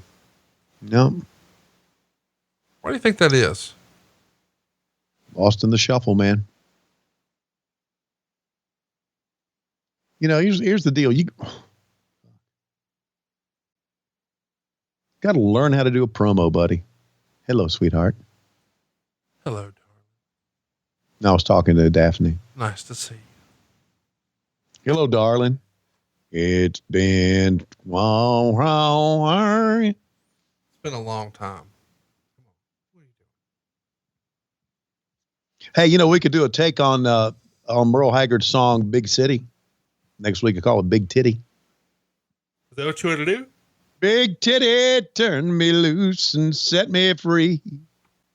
You think Big Titty could turn you loose? I don't think you would turn Big Titty loose. That's the issue. If anybody knows Tony Schiavone, they know he ain't turning no Big Titty loose. He holds the Big Titty near and dear. I'm tired of this dirty old panties. What? I'm just coming up with different words for Big City. Okay. Got along with Big Vito awfully well. I don't think he's a big fan of ours. Really? He's not? I think he probably hates our show. Really? What did we say to offend him? He's just friends with Vince Russo, and I think whenever our people tag Vince Russo in ugly shit, Russo or Vito's not a fan, maybe. I don't know. But, I'm a fan. He ripped my sign up when I was a kid and slapped me in the face with it and spit on me. It was great stuff. Well, Vince Russo and I are still good friends. When was the last time you talked to him? Hang on. We texted back and forth on New Year's Day. Okay. Well, yeah. There you go. He got a new number. I don't have the new number. He favored me. And I know his son Will very well. He's a good kid. Oh, absolutely. He's a great guy. And so, yeah, Vince and I think he's been to the house. So I know there's a lot of people that don't like you and me, and I get that. Mostly you, if we're honest. Well, whatever. No, I'm kidding. I'm the one with the heat. I get it. Yeah. Well deserved. Wait. Why would you say that? Oh, I was talking about the mace in the face of Disco Inferno there. Well deserved. I wasn't talking about any heat that you may have with people. I don't have any. No. I'm a good guy. Yeah. Why are you making that noise? I just like Daphne. Every time she saw the camera, she like screamed into it. That was cool. That was really cool. Really well done. You don't get annoyed by that? No. Oh, I get annoyed. Really? I just thought it's different. I mean, to look at the cameras like, oh, here it is. You know, excited about the camera. With this match, it's for the World Tag Team title. Yep. This is the same set of titles that Arn and Tully held, and the Road Warriors, and the Midnight Express, and the Freebirds, and the Rock and Roll Express. And before Steiner that, brothers. the Anderson brothers. And the Ole and Arn. I mean, Ric Flair, Greg Valentine, Blackjack Mulligan, and Ric Flair. Yeah. The Outsiders, Harlem The Heat. Outsiders, Harlem Heat. And now, the Mamalukes, Crowbar, and David Flair. Well, it's got to be a pretty good spot, one would think. Serious business. This is the same, set of tag titles. Mm-hmm. It's pretty remarkable when you think about it. Because when you go back through history, you can really start to see how things move. Yeah. Like in 83, you had Jack and Jerry Briscoe. You had absolutely Ricky Steamboat and Jay Youngblood. Right. That's when I first started. In 84, you had, like Manny Fernandez and Dusty Rhodes. Mm-hmm. In 85, you had the Russians and the Rock and Rolls. In 86, you had the Midnight Express. In 87, you had Arn and Tully. And 88, you had the Road Warriors. In 89, you had Mike Rotunda and Dr. Death, the Varsity Club, and the Steiner Brothers. In 90, you had Doom and the Fabulous Freebirds in 91. You had Ricky Steamboat and Dustin Rhodes in 91, Arn Anderson and Bobby Eaton in 92, Terry Gordy and Steve Williams in 92, Wyndham and Dustin in 92, Steamboat and Douglas in 92, the Hollywood Blondes, Steve Austin, Brian Pillman in 93. And then you had the Nasty Boys and Bagwell and Scorpio and Paul Roma and Paul Orndorff and the Patriot and Bagwell. Well, starting to go downhill now. And Dick Slater and Bunkhouse Buck and the American Males. Oh. And the Public Enemy. And Lex Luger and the Giant. And then we started to turn things around. Sting and Kevin Nash, Scott Hall and the Giant. How about Rick Steiner and Kenny Chaos? What? Whoa. What? Yeah. It's weird because you go through this great patch of tremendous tag team wrestlers, and then you wind up with this. And you can even see, as you're talking about it, I can see in my mind business being up and business being down during those times. That's fascinating that you point that out, because I think, when WCW's business started to take a shit, that's probably when some of the silly stuff started. Oh my God, it did. Halloween Havoc 1998.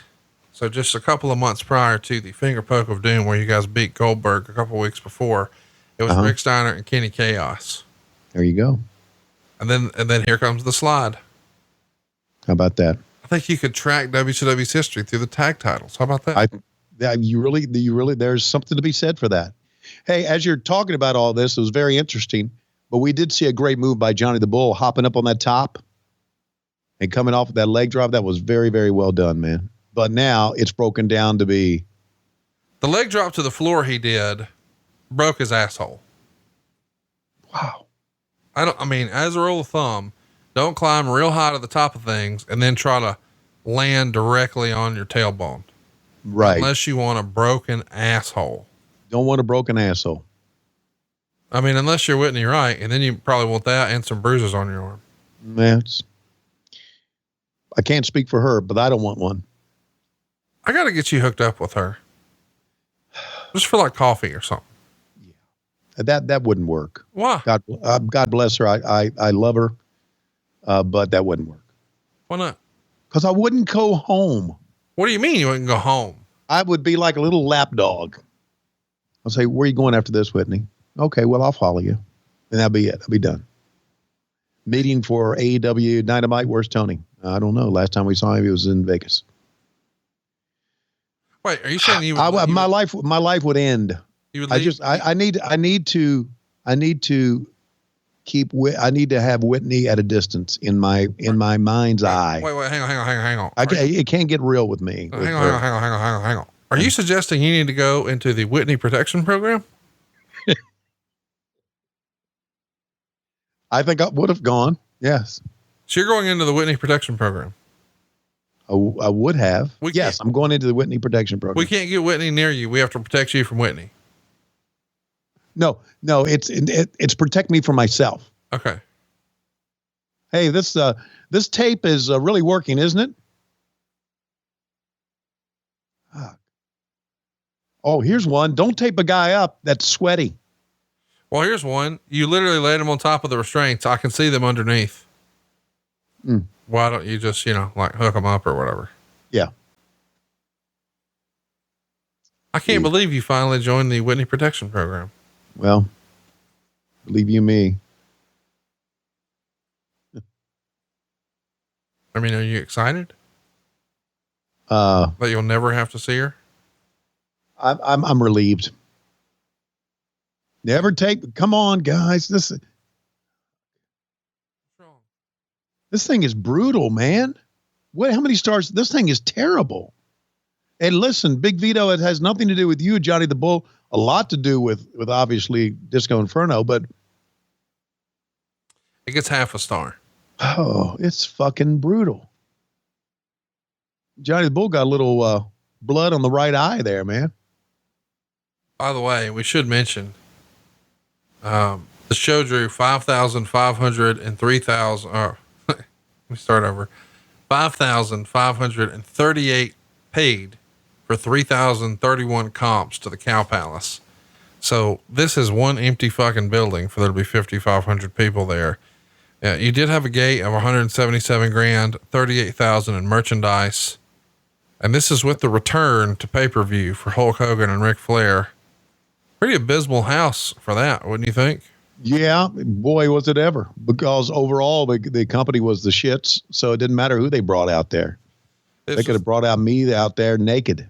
It wouldn't have drawn anything. It's the fourth straight year where Superbrawl has been brought to the Bay Area, and the first one where tickets didn't sell out well in advance.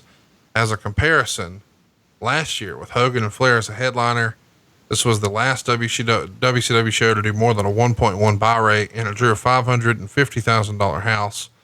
This year they did about 1/3 the gate, and they'll be doing well if 1/3 of the buy rate of only a year ago. Is it the most remarkable fall off in wrestling history, WCW in early 99 to WCW in early 2000? Yeah, I think so. I think what would be second would be the last year of Jim Crockett Promotions. Remarkable fall off there too. Had something great, just didn't know how to handle it. And that tells you one thing, Conrad, and here's what it tells you. I really believe that. It's not to put any knock on the Crockett family that I love, but to be able to run a successful wrestling company, you have to be a good business person. And that's why Vince has been successful. That's why I think AEW is going to be successful with Tony Khan at the helm. The ones that have fallen by the wayside have been the ones that did not have a good business sense at the beginning. Make sense? Yep. I guess you can say that about any business, right? I mean, you could have great creativity. You could have a lot of people that know what they're doing in the ring, but if you don't have a person behind the scenes that says, hey, we can't do this, let's do this in marketing, let's put our money in production. It's just, there's so much about pro wrestling that fans never see that's so important.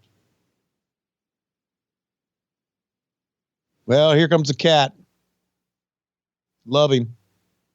By the way, Meltzer will say the general reaction to the show is this was the quietest wrestling crowd anyone could remember at the Cow Palace. until the arrival of James Brown late in the show. And yes, without being advertised or promoted, WCW actually paid a considerable sum to James Brown to put him on pay-per-view and not tell anybody it was actually going to happen. So they spent a lot of money to get no return here. Well, of course, now, again, it's the surprise, the shock factor, right? A good businessman would have said, wait a second. We're bringing in James Brown for all this money and we're not getting anything out of it to promote the event, to get people in the seats. So there you go. We're talking about the same thing. I feel good. Na na na na na na na. Know that I should. Na na na na na na. Living in America. Ow! That's the only two James Brown songs I know. All right. But he was a cool motherfucker. Was he? Oh yeah, he was a cool motherfucker. Matter of fact, he was on ice for like 3 months before they put him in the ground. Well, you know that story, don't you?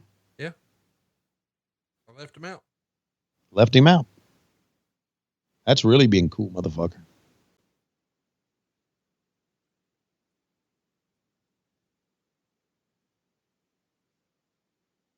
Man, we milking this, aren't we?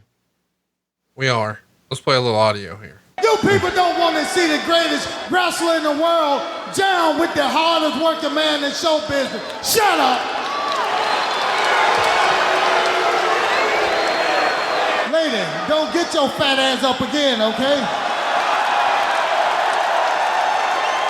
You people come here and expect to see the cat make a fool out of myself. Too late. Hey now. It's not working. You people go see James Brown tonight. You people go see the cat tonight. Get in this ring and turn it out.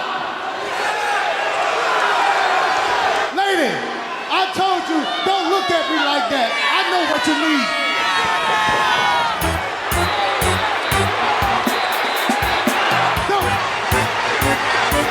Here's James Brown, baby. See, told you. Brown, get out here. All right. Let's bring him on. Go, James. Go, James. James Brown is here, baby.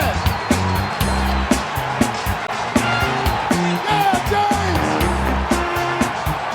I don't think so. No. James Brown is here, baby. You know, that may not be him, I have to admit. Yeah, but you had dinner with this guy last night, the cat? Not this guy. I had dinner with James Brown. This ain't him. Baby. Come on, James. I told you people, James Brown is here, baby.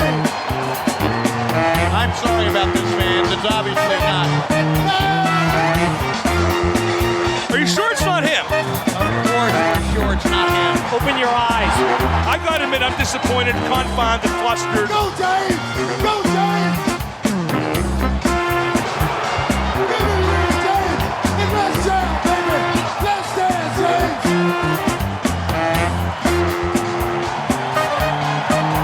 James Brown doesn't even wear a king outfit. How about piping in all the fucking noise here for this fake James Brown? Ugh. This is terrible shit, dude. It is, and we didn't do it well. We didn't pipe in the fake news well. The fake noise well. I love you said fake news out of habit. By the way, coming to the ring right now is Maestro, looking only as he can look.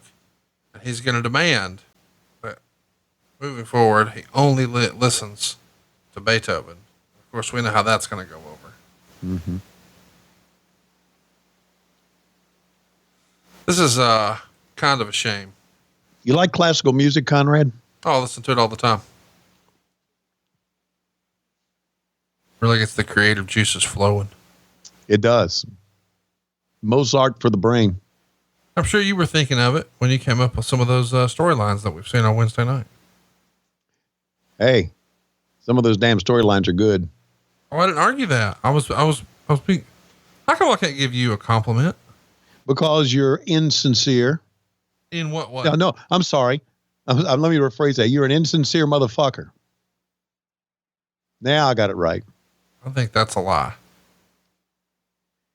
You a lie? Is that what you're saying to me? I am saying you a lie. That kind of caught on a little bit, didn't it? It did catch on a little bit. All right, here we go. He's sliding out of his jacket. He's getting ready to dance. Let's play the audio. Well, big surprise, huh? Don't you ever disrespect James like that again. Not the Godfather of Soul. Says who? Says me. What?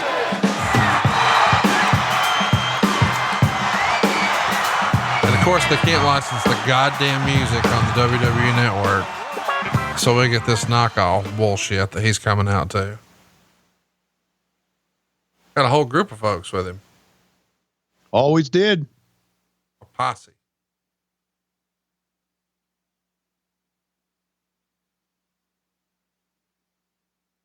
I feel like you're a low-key James Brown fan. Oh, he was a cool motherfucker, man. Really cool. I mean, they didn't stick him in the ground for 3 days, 3 months. That's pretty cool.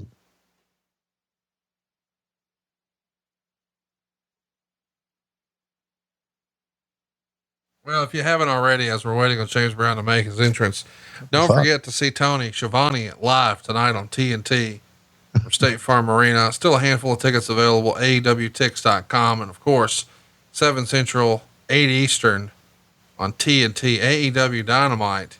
You get to hear Tony Schiavone ooh and ah as Jim Ross and Excalibur commentate some wrestling matches. Yeah. See, you fucking lie. Oh, what is Taz filling in for you this week? Nope. Oh, there he is, the Godfather of Soul, with an incredible posse behind him. Let's see what he says here. Maestro has fainted, by the way. How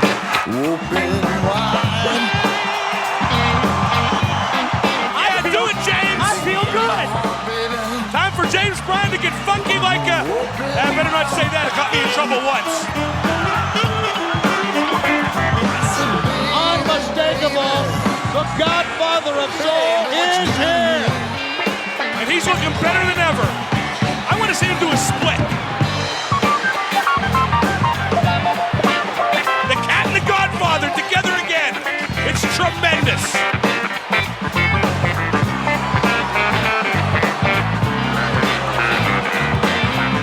And the Cat genuflecting. Worshipping at the altar of the Godfather of Soul. Mike, today this is tremendous.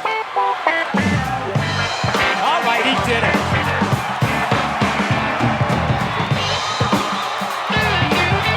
Cut the music, baby. Play my music, man. I tell you what, Jay, should we do it tonight, baby? Should we turn it out tonight? Turn it out. Turn it out. Should we do it in front of all the fans tonight, baby? Turn it out. Here we go, James. Here we go, James. I tell you what, hit our music.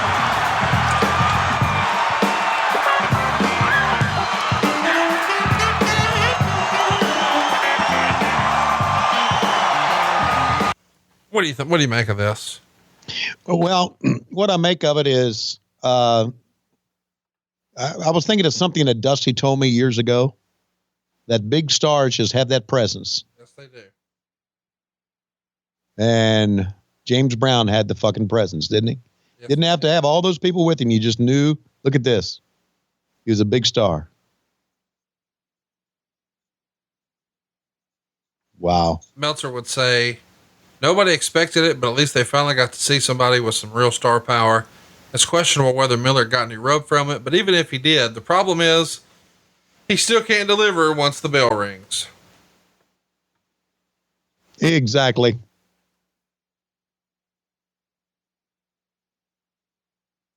Well, you know what?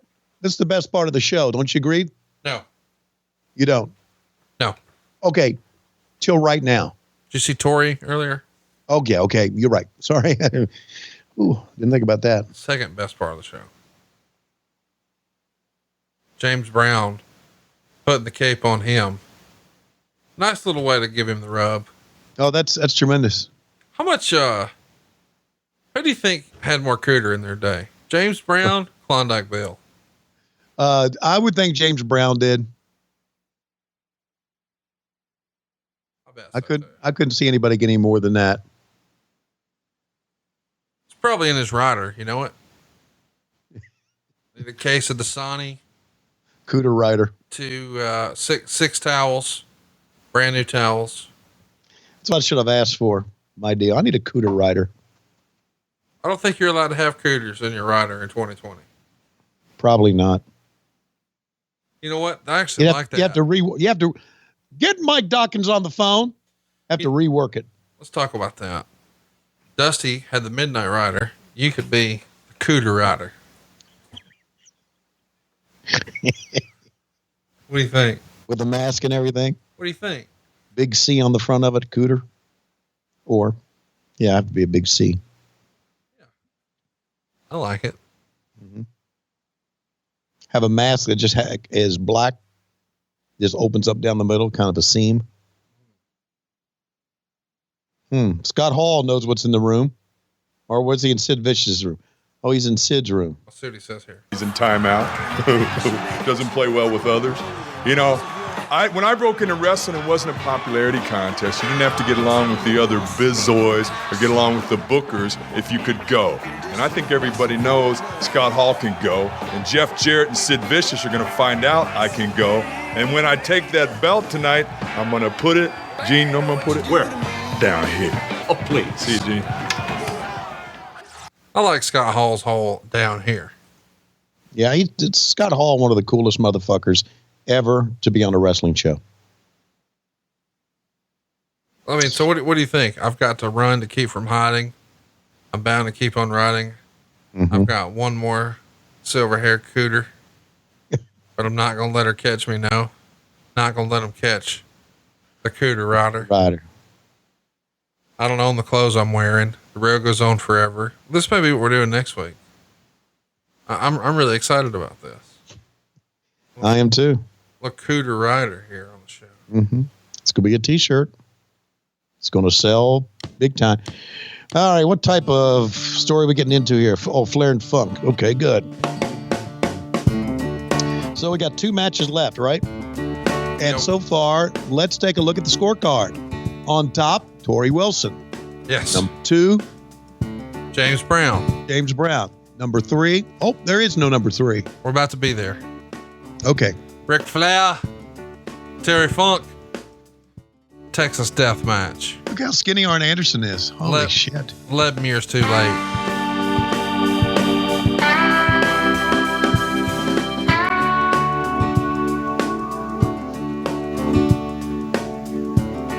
Pretty fired up about this. Ric Flair.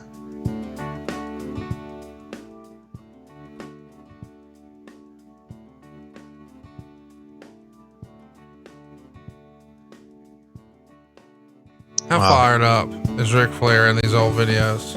Oh, yeah, he is. He must have just found out, but you're the Cooter Rider. He's not the Cooter Rider. I'm the Cooter Rider. Let's listen to Flair's promo here. And the Nature Boy, Ric Flair. They've seen it. You've lived it, Nature Boy. And tonight, the two of you collide in a death match. I have lived it. I have bled it. I have sweat it. But most importantly of all, Gene, I have survived it. And it's not going to change. Not tonight. It's San Francisco. The Cowboys. I own Frisco. I own Terry Funk. I am Ric Flair, the greatest wrestler of all time. I don't like Texas death matches. I don't like any of that dirty stuff. But you know what? I got a nickname and it goes like this. The dirtiest player in the game. So if you want to get dirty, you want to get physical, you want to get mechanical, you want to get after it, then Terry Funk, remember this. Only you can wake up tomorrow, look in the mirror and say, what's causing all this?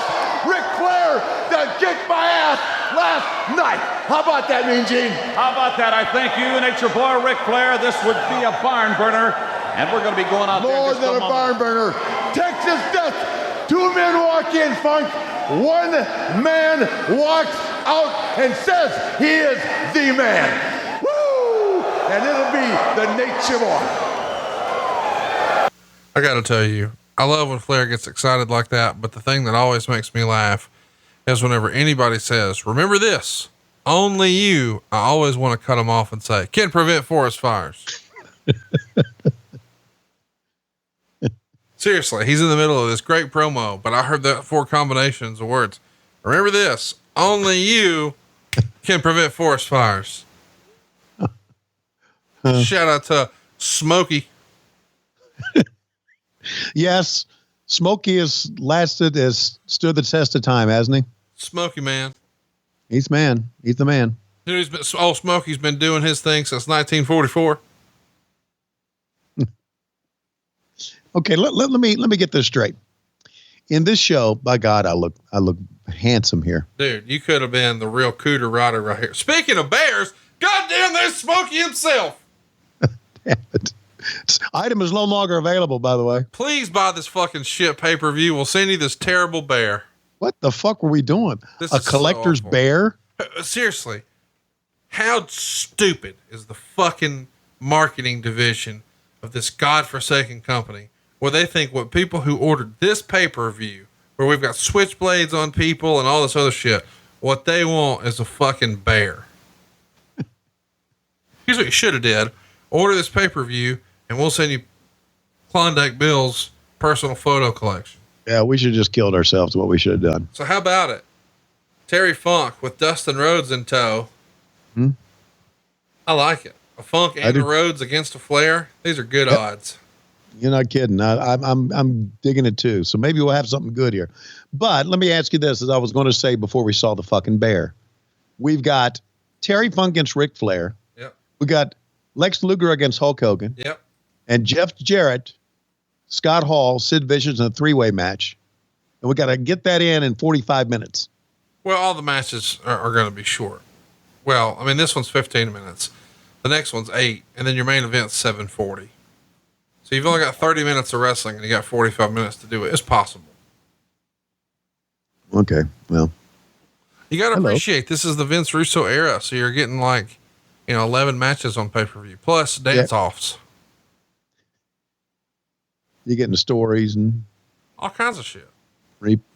Packages. By the way, I hate that Vince Russo hates you so much. He does not hate me. Vince Russo and I are good friends. No, let me respond to this by saying, not only you a fucking lie. Oh, well, how dare you drop an F-bomb on me? We don't use that type of language on this show.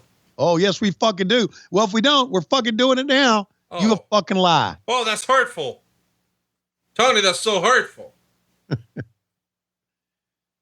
I've always been a friend of Vince Russo's. So stop it. Stop, you fucking lie. By the way, next week on the show, we're going to cover the second pay-per-view you watched upon your return to pro wrestling. The first show you watched was the Royal Rumble 2017. The second show you watched went down on March the 5th in Milwaukee, Wisconsin at the Bradley Center.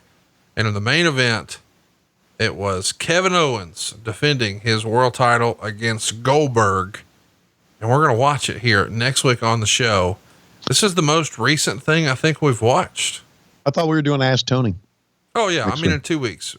Yeah. Okay. So that's in 2 weeks, right? Yeah. March the 4th, we'll be watching Fastlane 2017, March 11th, Living Dangerously 2000, March 18th, Uncensored 2000, March 25th, WrestleMania 14, April 1st, WrestleMania 6, Hulk Hogan, Ultimate Warrior. April 8th, we're going to do April 8th, 1989 World Championship Wrestling. April 15th, Spring Stampede 2000. April 22nd, the April 24th, 1993 Saturday Night. And April 29th, Backlash 2006. On one side, we've got Vincent Kennedy McMahon, the genetic jackhammer, teaming with his son, Shane McMahon. And on the other side, we've got Shawn Michaels teaming with his dad, well, his heavenly father, God. Huh.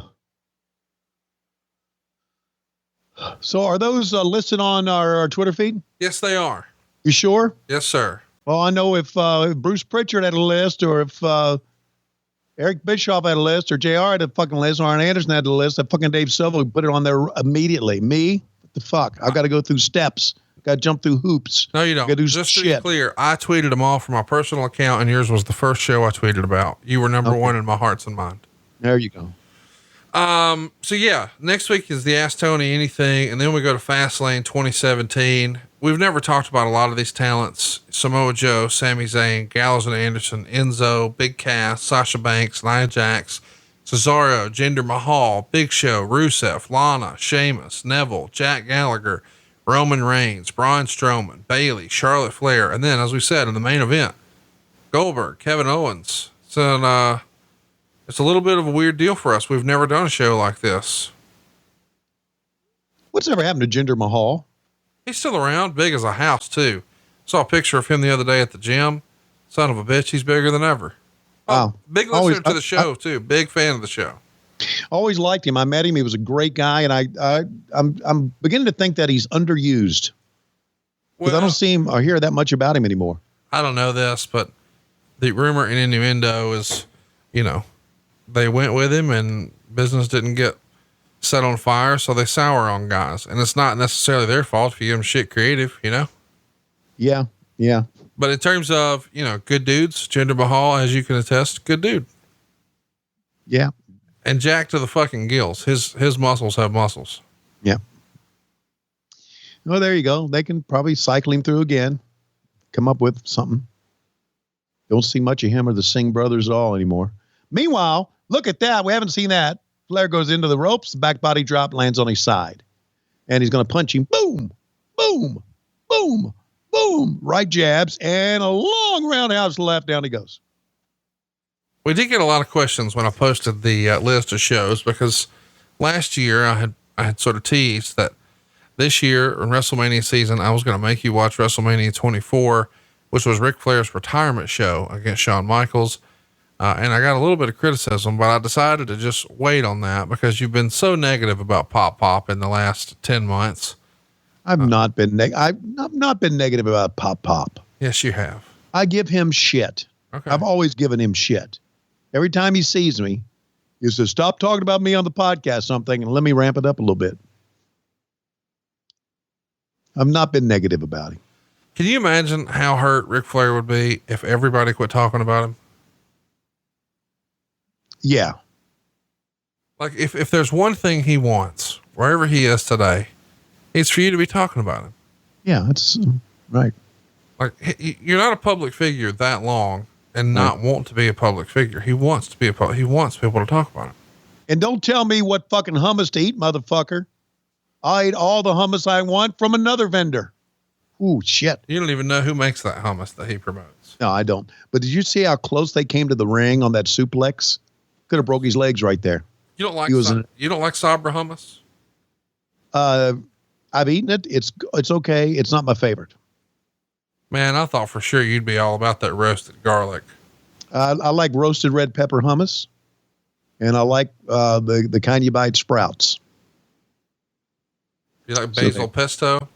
I bet Silva likes jalapeno. Yeah, I'd eat basil pesto. Absolutely. There's no hummus. I like all hummus. All hummus. It's the greatest food in the world. Oh, and I tell you, Silva's mad at me. Yeah, who gives a fuck? Okay, cool. No, I mean, I want to hear the story, but who gives a fuck if he's mad? Well, so I was telling Silva, because Silva doesn't sleep. He's even told me that he sleeps better sitting up. So I'm like, dude, you have sleep apnea. You're going to sleep study. Yeah, you're on the squad's insurance. Go get some sleep study done and get you a CPAP machine. You'll sleep better at night. Right. And spent some time with Jim Ross, and Jim has it down pat, man. Jim even uses a CPAP when he's on a plane, and so he can get real good sleep on those long international flights. And I'm like, man, this motherfucker's got it figured out. Yep. So I was telling Silva all about this. Then I was like, do you wake up a bunch during the night? And he's like, yeah. And so then I explained that, hey, it's probably because you stop breathing and your body wakes you up so you don't die. And sometimes if you think you're going to pee a bunch at night, your body's making you think you have to pee so you can not die. So eventually, after your heart getting stopped and started so many times, eventually it just says, hey, fuck off. And that's a wrap. And you're done. And he's like, okay, I'll think about it. And I'm like, listen, it's not a big deal. When you die, I'll be a stand-in for your kids. I've done a great job already. And I listed, references of all the children that I take care of. And, he said, "What the fuck?" And I said, No. I'm not saying that to be ugly. Just because I didn't shoot the load doesn't mean that I can't carry it. You're such a great friend. And then I said, all loads matter. And, I don't think he liked that. So then I really started to amp it up and said, all white loads matter, which I could see how you could say was a race thing, but it really wasn't a race thing. Just all loads inherently are white, Right, exactly. So I'm just I think. Even brown children come from white loads. I think. I mean, yeah, I've never seen it.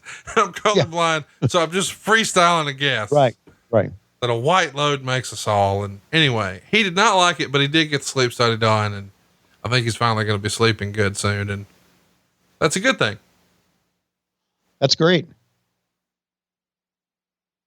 That's good stuff.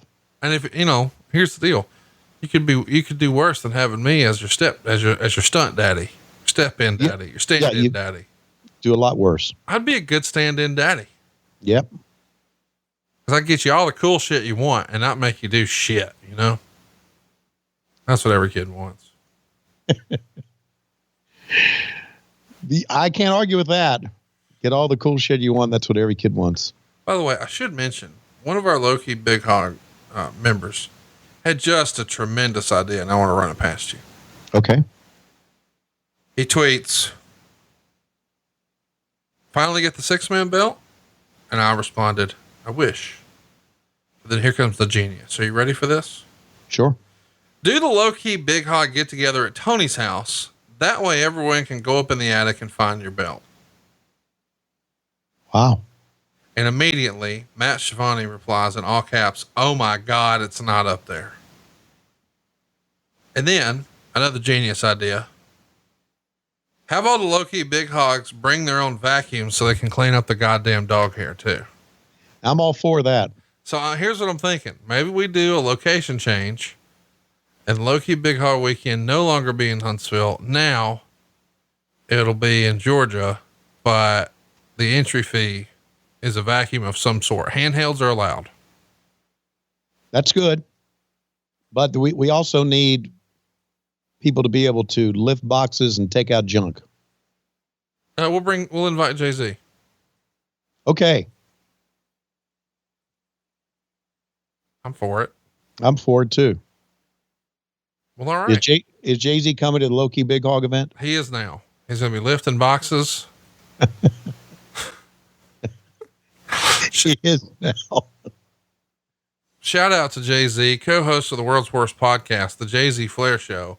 If you've ever wondered why he started to like Bojangles so much, be sure to tune in this week. Next week, he'll tell the story of the time he got in a shouting match with a redneck from Mississippi who delivers hot Cheetos to rural areas. Boy, those are, I can't wait to the 3rd episode. I'm not making that up either. I'm sure you're not. That's the rib. Is you're not making, oh my God, pile driver on the concrete. Oh, how did a beautiful woman like Chelsea hook up with that? She's just not very smart. That's all. Oh, I love Chelsea. Better looking than better thinking,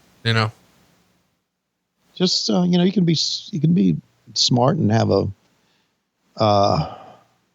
not good choice in men. Do you realize that this simple motherfucker, Jay-Z, makes his pizza with like an iron? Oh, whoa. Makes his pizza with an iron? What he does is he rolls out like some white bread, like some Wonder Bread, but it's like the shitty Sunbeam type. It's not like the good stuff. All right. Okay. All right. And then he takes like spaghetti sauce, like Ragu or Prego or whatever the Aldi brand of that is. And he spreads it across it. And then he takes some Kraft singles and puts that on top. Oh God. And then he'll take like strips of ham from like deli meat, but nothing good, like the Great Value kind, not like boar's head, nothing real classy. Right. And then he'll sprinkle it on the top, and then he'll get his wife's iron. She irons her school clothes with, and he'll just like run it across it. And what he'll do is he'll like spin the pizza underneath. And he'll hold the iron in like a stationary way. And then there you go. So it's like a turntable of sorts with an iron over the top, blasting heat out, and it just pivots until he's got his North Kakalake pizza. Okay. We've been doing this show for 4 years. Yeah. And we've talked about a lot of dumb shit. Yeah, that's it though. That's it. That's the top. That's the dumbest shit we've ever talked about. That's what he does, man.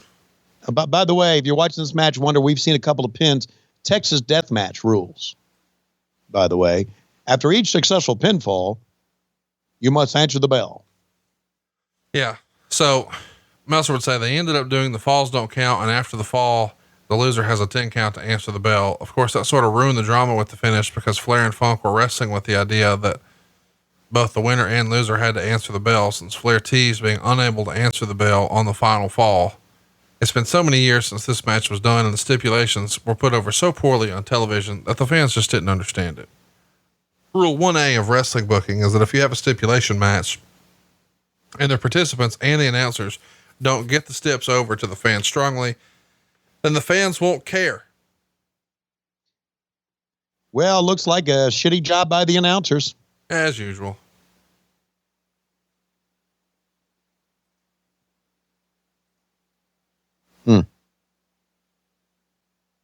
This is it. This is it. He's not going to answer the call, I don't think. Oh, Mark Madden. Mike Tenay on that table. I think Terry Funk with the pin here and a 10 count could have won this thing. He could have won.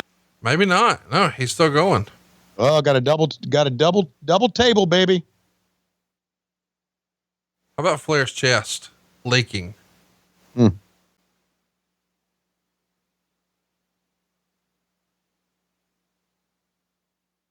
many tanning beds do you think Ric Flair laid in his life? Wow. Now you don't have to, you just get it sprayed on. Think I should get a spray on tan? Yes. What I'd like to do is I'd like to go with you, or I'd send Silva. I'm busy. And, we would film it and put it on Patreon. How about me getting Botox and a spray tan? Yes, I'm for it. And while we're at it, why don't you tailor your clothes and iron them?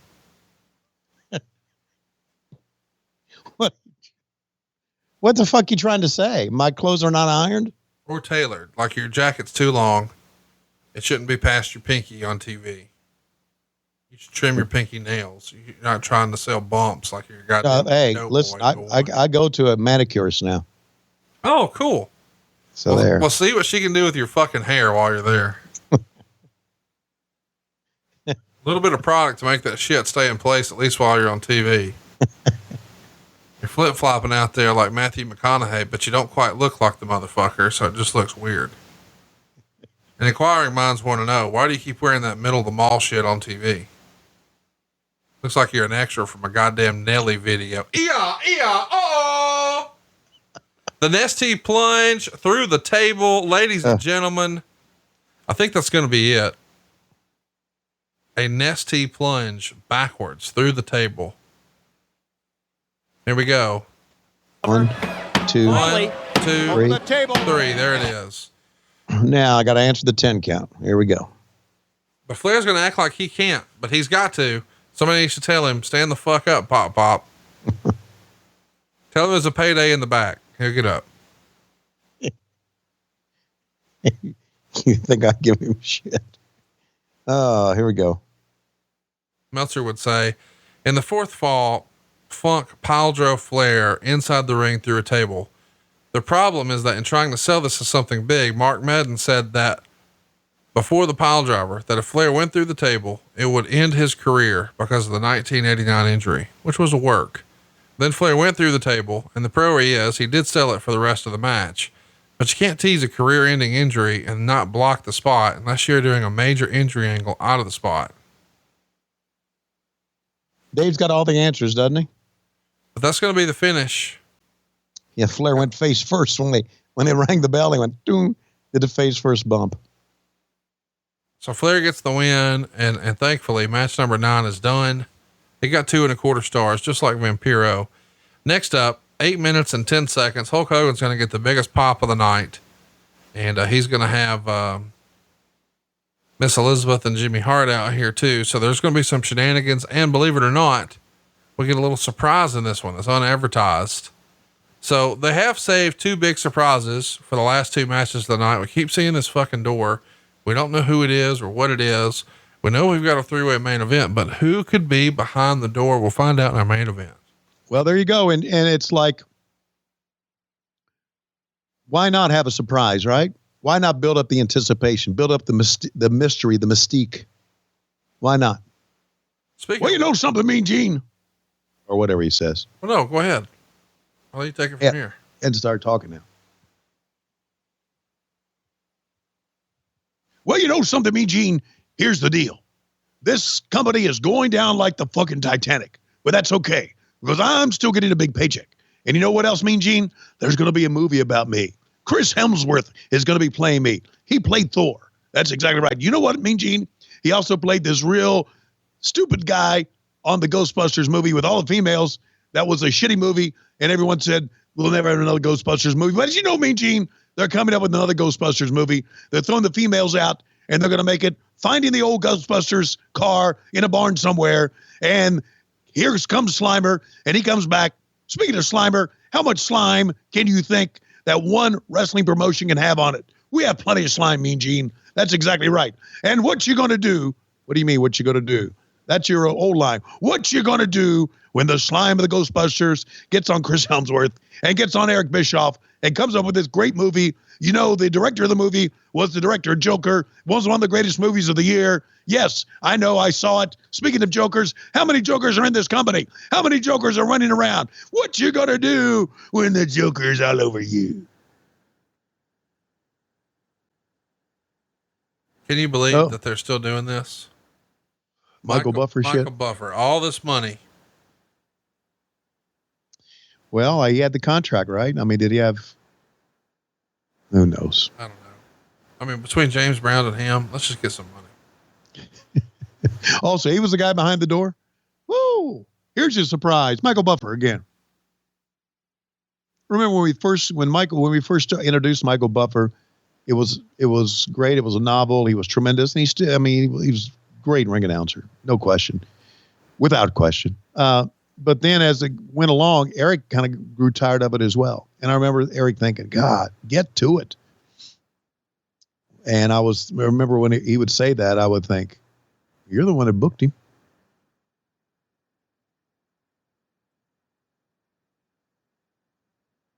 Here we go. Lex Luger coming to the ring.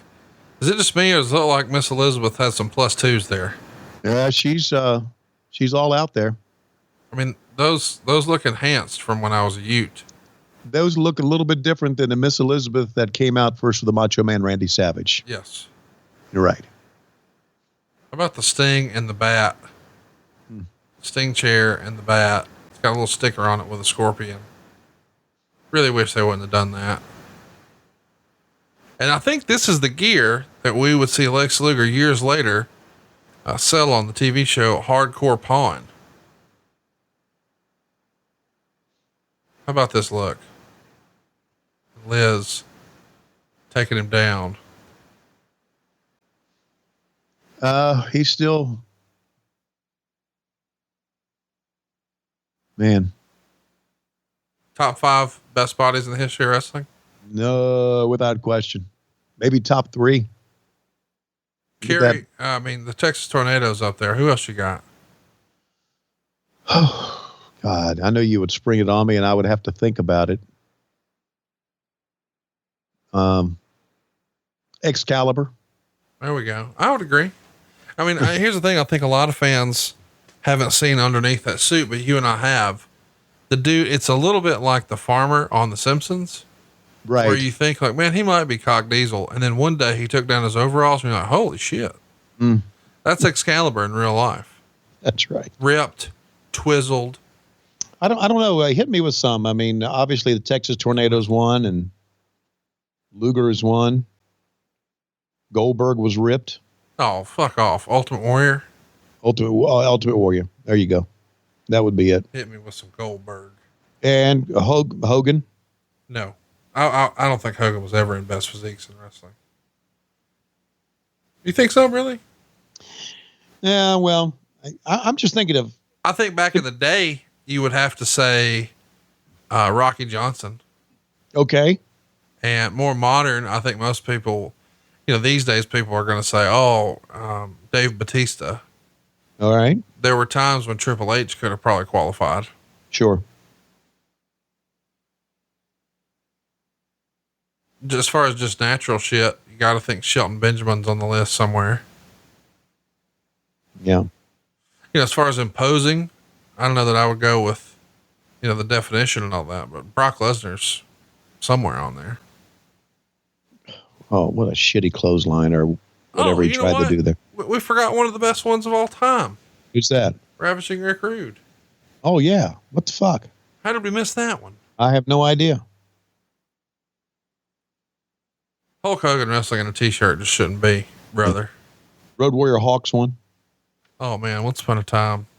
Mm-hmm. By the way, can you imagine? I mean, think about how big this match would have been once upon a time, or was once upon a time. I set a Nitro record back in 1997. And less than 3 years later, nah. Yeah. Hey, speaking of, I know you have one of your great podcasts that right here on Westwood One is Arn. Yes, one of the all-time greats. Has he ever told you the story of how he named Lex Luger Eggplant? I would love to hear it. Well, I want to let him tell it because I cannot tell it the way he tells it. He won't tell it. He won't? No, so you tell it. No, I'm not. I'm not going to betray his confidence. If he won't tell it, then he doesn't want it told. You've told lots of Arn Anderson stories on here before. I haven't.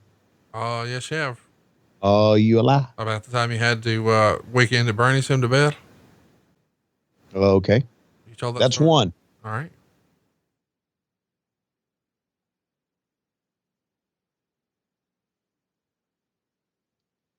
But anyway, I didn't.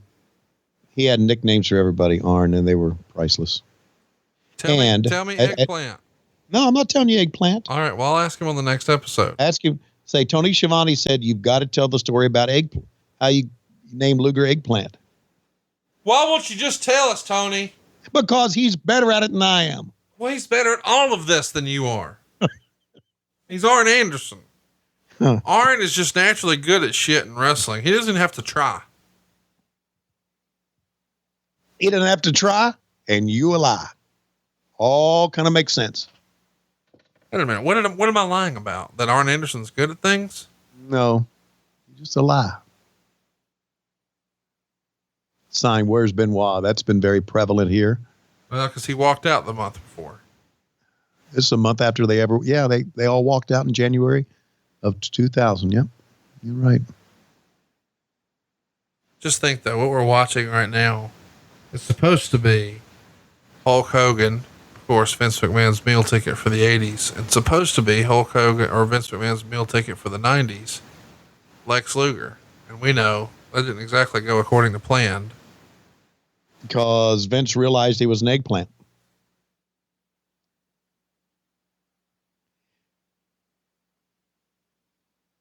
Big and swole up, no brains. I don't know I don't know. So you don't know shit, really. No, I do know shit. Well, bring up some other stories that you can't tell us here on the podcast. No, I can tell you a lot of stories on the podcast. I just pick one. We're 3 hours in. You ain't said shit yet. I'm tired of fucking carrying you. I've been carrying you. Hey, would you settle the fuck down? Okay. You got Dave Silva mad at you. You want to get all your friends mad at you? Is that what you want in your life? Piss off all your friends? That'd be fine. Hey, why don't we shit on Cassio? I'm fine with it. Fuck him. Okay. By the way, if you want to hear a podcast, and you shit on Jay-Z Flair. Okay. Why don't we shit on Clint? Who the fuck is Clint? There you go. Seriously, the Jay-Z Flair show on Twitter, go follow it. He has 847 followers right now, which is at least twice as many as he has listeners. I've got to listen to it now. Dude, you can get it. You can get it nowhere. You get your Your favorite podcast? Perhaps the low-key OG of this show, though, that for whatever reason does not appear here anymore. Cassio's Cut is also a podcast you should listen to. He's got it over at cassioscut.com for all of your enjoyment. New episodes are every Tuesday and lunch. So a new one dropped yesterday. You can go catch it right now. Yeah, I'll pass. How come he's never on our podcast anymore? Doesn't want to be here? I don't know. I think he's big dogged. I think he thinks he's too good for wrestling now or something like that. All right. Well, the hell with him then. I am going to tell you, I'm really proud of him. He was, he made a commitment online this past week on social media. He's married. He said, I was born for this. He must have the KFC brand Crocs. Have you seen these? No. Kentucky Fried Chicken now has Crocs with images of fried chicken on them. They even have little drums on the toes, and supposedly they smell just like KFC's fried chicken.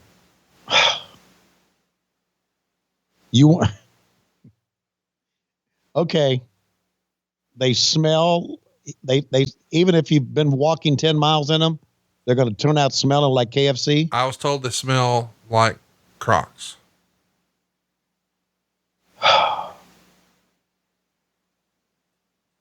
Well, there you go. It's deep fried footwear. Deep fried. And I'm sure if there was any mashed potato Crocs, he'd love those, wouldn't he? The Crocs even smell like fried chicken thanks to 2 scented but non-edible gibbets charms designed to look like drumsticks.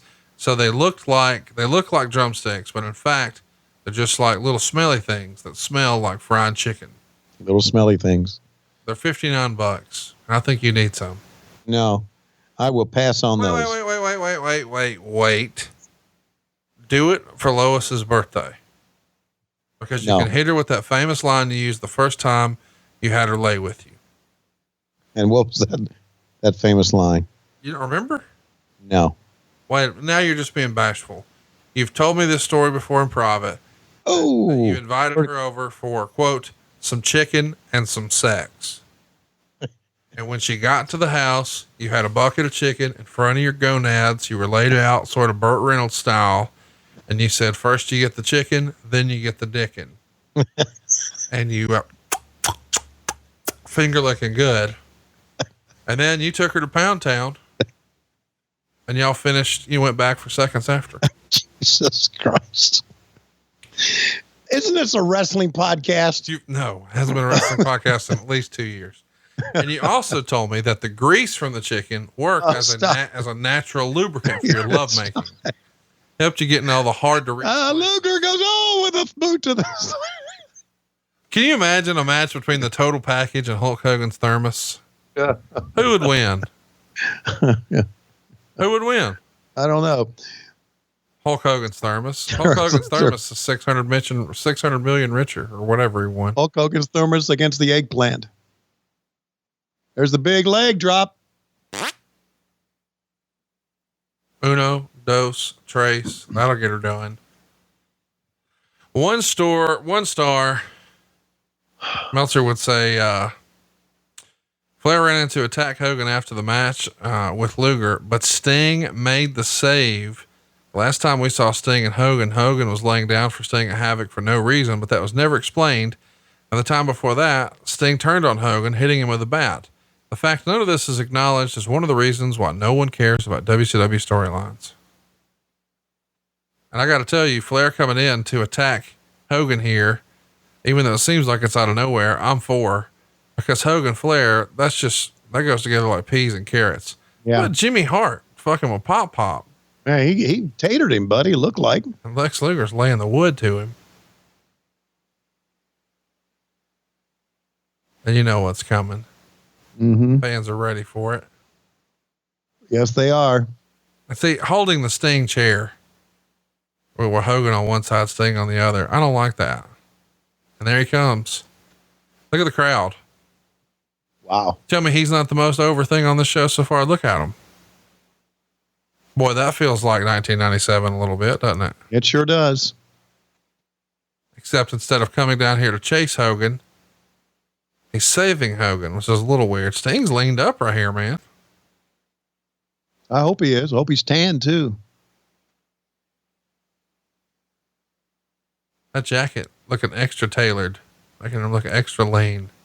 You can learn a thing or two. You should text Sting, see who his tailor is. So I should tailor my jacket, you say? Well, just make them look like they fit a human that you know, at least. Maybe not you specifically, but just someone you know. A human that I know. Yeah, anybody. Literally anybody. I'm just telling you, as a friend, you're starting to look a little Michael P.S. Hayes. Yikes. That's enough to scare a person into doing something. Hey, yo. Is Scott Hall legitimately one of the best wrestlers to never be world champ? Yep. I recently asked that to Arn Anderson. Actually, 2 days ago here on Westwood One. And what was Arn's answer to that? He said the best wrestlers to not hold a world title were Ted DiBiase, Rick Rude, and Mr. Perfect. It's a pretty good list. Well, except technically Mr. Perfect held the AWA. And I guess you could argue that Rick Rude held the International, which was the big gold at a time when you guys had the other belt in WCW. Right. But old Ted DiBiase, I guess he still technically held it just for a hiccup when Andre handed it to him, which we talked about here on the show recently. So Arn was wrong on all 3 counts. But Scott Hall, he's right. He didn't say that, of course. I don't think Arn puts over Scott Hall. Gotcha. I've never heard him say anything negative, but sometimes Arn's only way of being negative when the mics are going is to just exclude someone. In other words, be silent on the matter. Yeah. I asked him once if he had a funny Vince McMahon story, and there was like a 38-second pregnant pause. And then he said, no. So it was very understood without saying anything. Oh, not a big fan. No, he didn't say no. He said, no. Why do you love mocking him breathing through his teeth? Because he's one of my good friends. Do you know that he will spine buster the fuck out of you? No, he won't. He can't get me up over his belly. You want to bet? No, I don't. I bet I'm an old man. I got a bad back. He's still pushing weights every day. I bet he could. He's still pushing weights every day? Every day. Is that what he tells you? No. I mean, every time I've ever booked him anywhere, he makes sure there's a gym. Oh, okay. I see him leaving it. I mean, I ain't running into him there, but I see him leaving it. He walks in with a bag full of fried chicken, goes in the back, eats it, washes his face, walks out with a bag, and you think he's working out. You think he's got a whole duffel bag full of chicken? Good to have Wait, him. we got to get him these goddamn Crocs then. Hey, Tony, since you've decided you're going to have to be in Whitney Protection Program, which is probably going to be a shirt by the time you hear this. Do you have a new favorite porn star that you like to jacket to? No, I don't look at porn. Okay. So when you rub one out, how do you get that done? How do you get I don't rub one out. Come on now, Tony. Everybody does that. Yeah. You wait till you're 62. No. Okay. So when was the last time you did the old 5-knuckle shuffle? I don't know. Probably 33. You were 33? Probably. You think it's been 29 years since you touched your wang? With the exception of go take a wee-wee. Yeah. That's a lie. You a lie. Let's get ready to rumble. So you're saying since this show aired, you ain't beat off? Yeah. I don't know about you guys listening to this podcast, but I'm tapped out, man. This show has rekindled every bad feeling I've got about wrestling. Thank God there's AEW, because now I can go back and enjoy the sport again and forget about all this shit that went down here. Fuck. Well, let me explain. This is your Chris Jericho. Behind him, that's your Jake Hager on the left. And on the right, that's your Sammy Guevara. That ain't fucking close. Okay, I couldn't even finish that without laughing. No. Ron Harris and Sammy Guevara. Not even fucking close. No, it's a much better. This is what's that old thing? It was the best of times. It was the worst of times. It was the best of times if you were Jeff Jarrett, cause when he was, wrestling in Memphis, there weren't 5,000 people there, but sure. But there are here, and he's got Bob Vila sunglasses and a balsa wood guitar, and He's not the black and white NWO, and he's not the Wolfpack red and black NWO. He's the silver and black. And Bret Hart's head's been kicked off, so he's now the new de facto leader. Where it was supposed to be Bret, now it's Jeff Jarrett, him and his Bob Vila sunglasses, and he's going to be challenging for the world title. He is the United States champion, and here comes, ready or not, here he comes, the bad guy, Scott Hall, in his classic gear, looking like $1 million. Always did. Outsiders.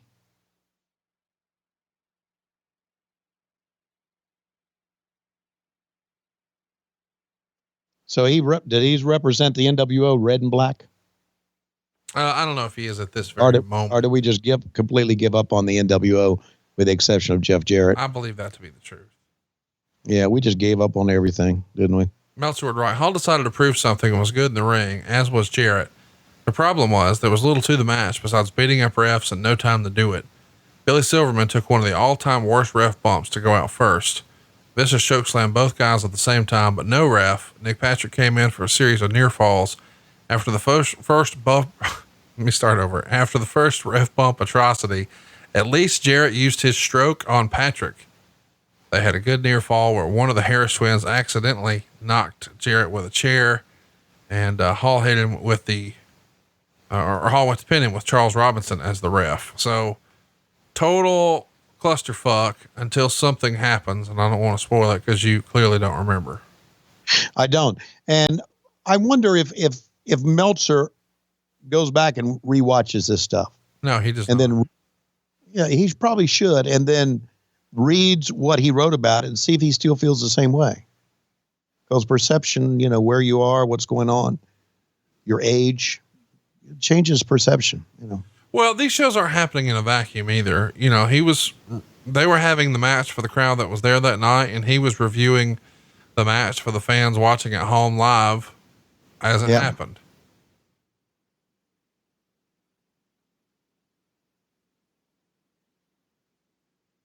About 3,000 punches so far is where we are. Yep. Right.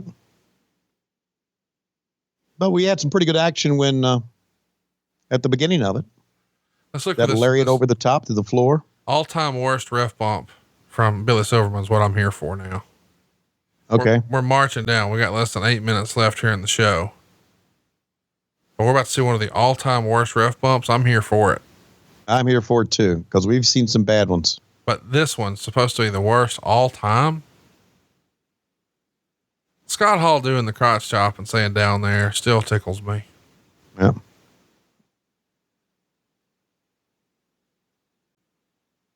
Man, they got Sid Vicious right in his winky woo.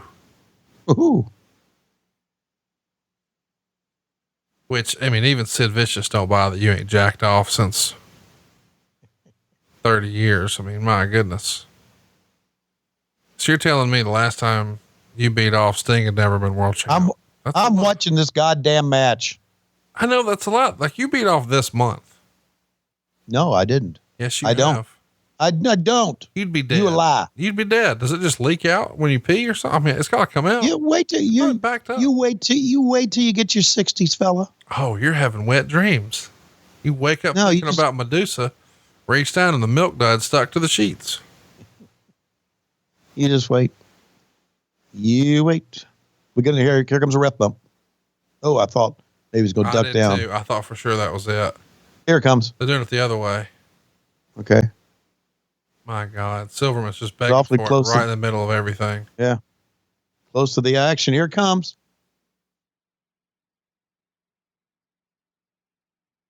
I've seen worse. That's pretty bad though.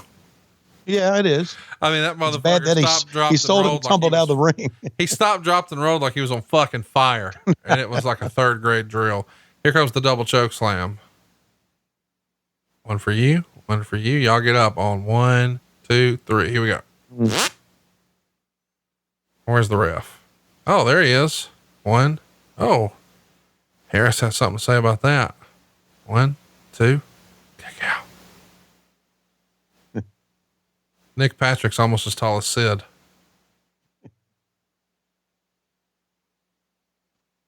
Here comes the big gold. Wham! lays Sid out with it, throws it out to the Harris Bros, says that's it, doesn't hook the leg. Of course, Sid kicks out, and the crowd you got to hook the leg, Conrad. You know that? That's fundamentally sound wrestling. Crowd goes mild. No response to the kick out. So fans got behind Scott Hall on the roll up though. Inside cradle now, trying that. Oh, just straight up abusing the ref. Oh, flapjack. Hitting the stroke on Nick Patrick. Calling for the guitar. Nope. Calling for a chair. Oh my God. We have no referee. This thing is broken down. Oh, here comes Benjamin Button.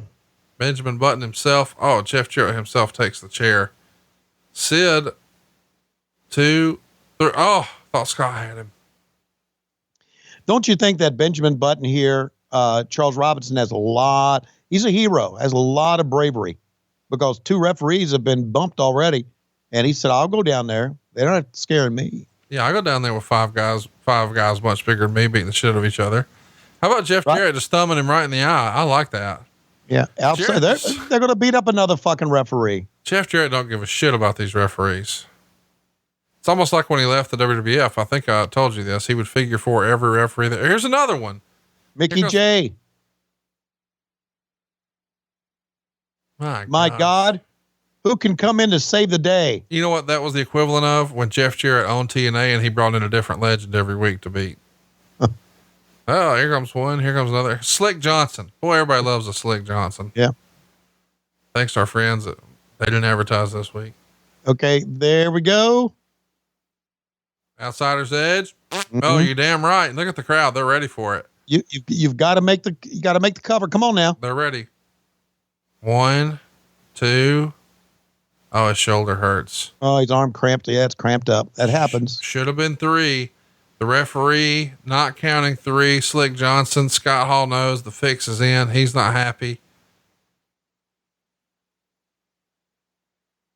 Well, I mean, things do cramp up at times.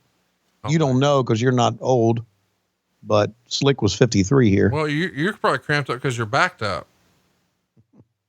When we finally make it happen, it's going to look like an explosion at a Krispy Kreme factory at your house. Crunchy carpet for weeks. Crunchy carpet. Oh, here's the guitar. The gimmick time. Guitar. Dude, that thing weighs nothing. Look at this shit. The worst gimmicked guitar ever in history. And wham. Whoa. How about that? Roddy Piper with the world's biggest elbow brace come into the ring. That's the man who was behind the door this whole time. He's got a torn bicep from several months ago, and he's out here to fix the injustice here, including putting a stop to Mr. Slick Johnson.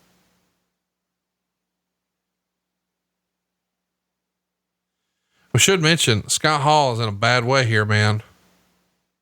Even though we were talking about worst guitar shot ever. Yeah. He's hurting pretty bad here from not only the guitar shot, but he's about to take a power bomb, even though he's hurt. I didn't think you could get hurt with the worst gimmick guitar shots ever, but apparently something went awry. Scott Hall legitimately hurt in this match. Meltzer would say the show ended with a scary scene of Scott Hall being injured and taken to a hospital with a possible spinal cord injury, which is believed to be a combination of the guitar shot he took from Jarrett, which injured his neck. He did take the blow awkwardly, and the power bomb delivered by Vicious. The timing of the injury is even more strange, as there are expectations that after this match, the Hall would either be fired or at least suspended for his actions in Europe and in Philadelphia. And even in his closest friends in the company after last week were saying he really had to be fired. Hall was scheduled for an MRI on February 22nd and was said to have weakness on the right side of his body and a preliminary diagnosis of a bulging disc. Naturally, there was plenty of skepticism due to the timing, but the problem now is that so many wrestlers in WCW are injured. The belief is that some of them are milking it to get paid and not have to come back to the mess.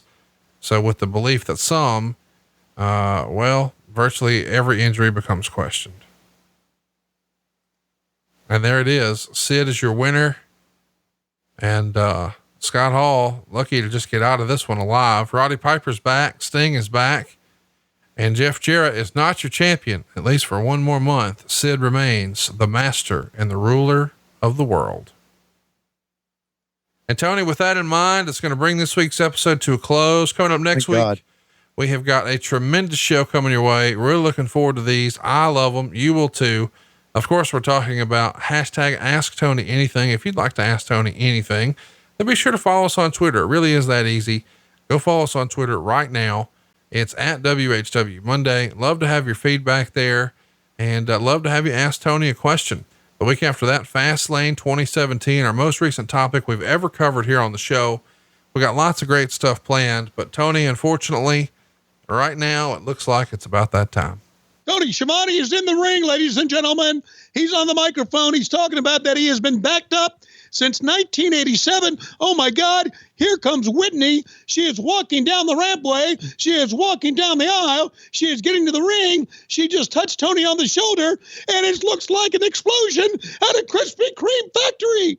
My God, the man of the ring, it's all crunchy, and we're out of time. We'll see you next week on What Happened When. We come to you each week on Westwood One on Wednesdays and on Mondays for our great fans only on Patron. Hey, it's Conrad Thompson. Thanks for checking out the podcast here on YouTube. Be sure to hit the subscribe button and the notifications bell so you get a notice anytime we upload some new content. And go save yourself some money right now. If you're in a 30-year loan or you have credit card debt, it's not a matter of if I can save you money. It's a matter of how much. Find out right now for free at SaveWithConrad.com.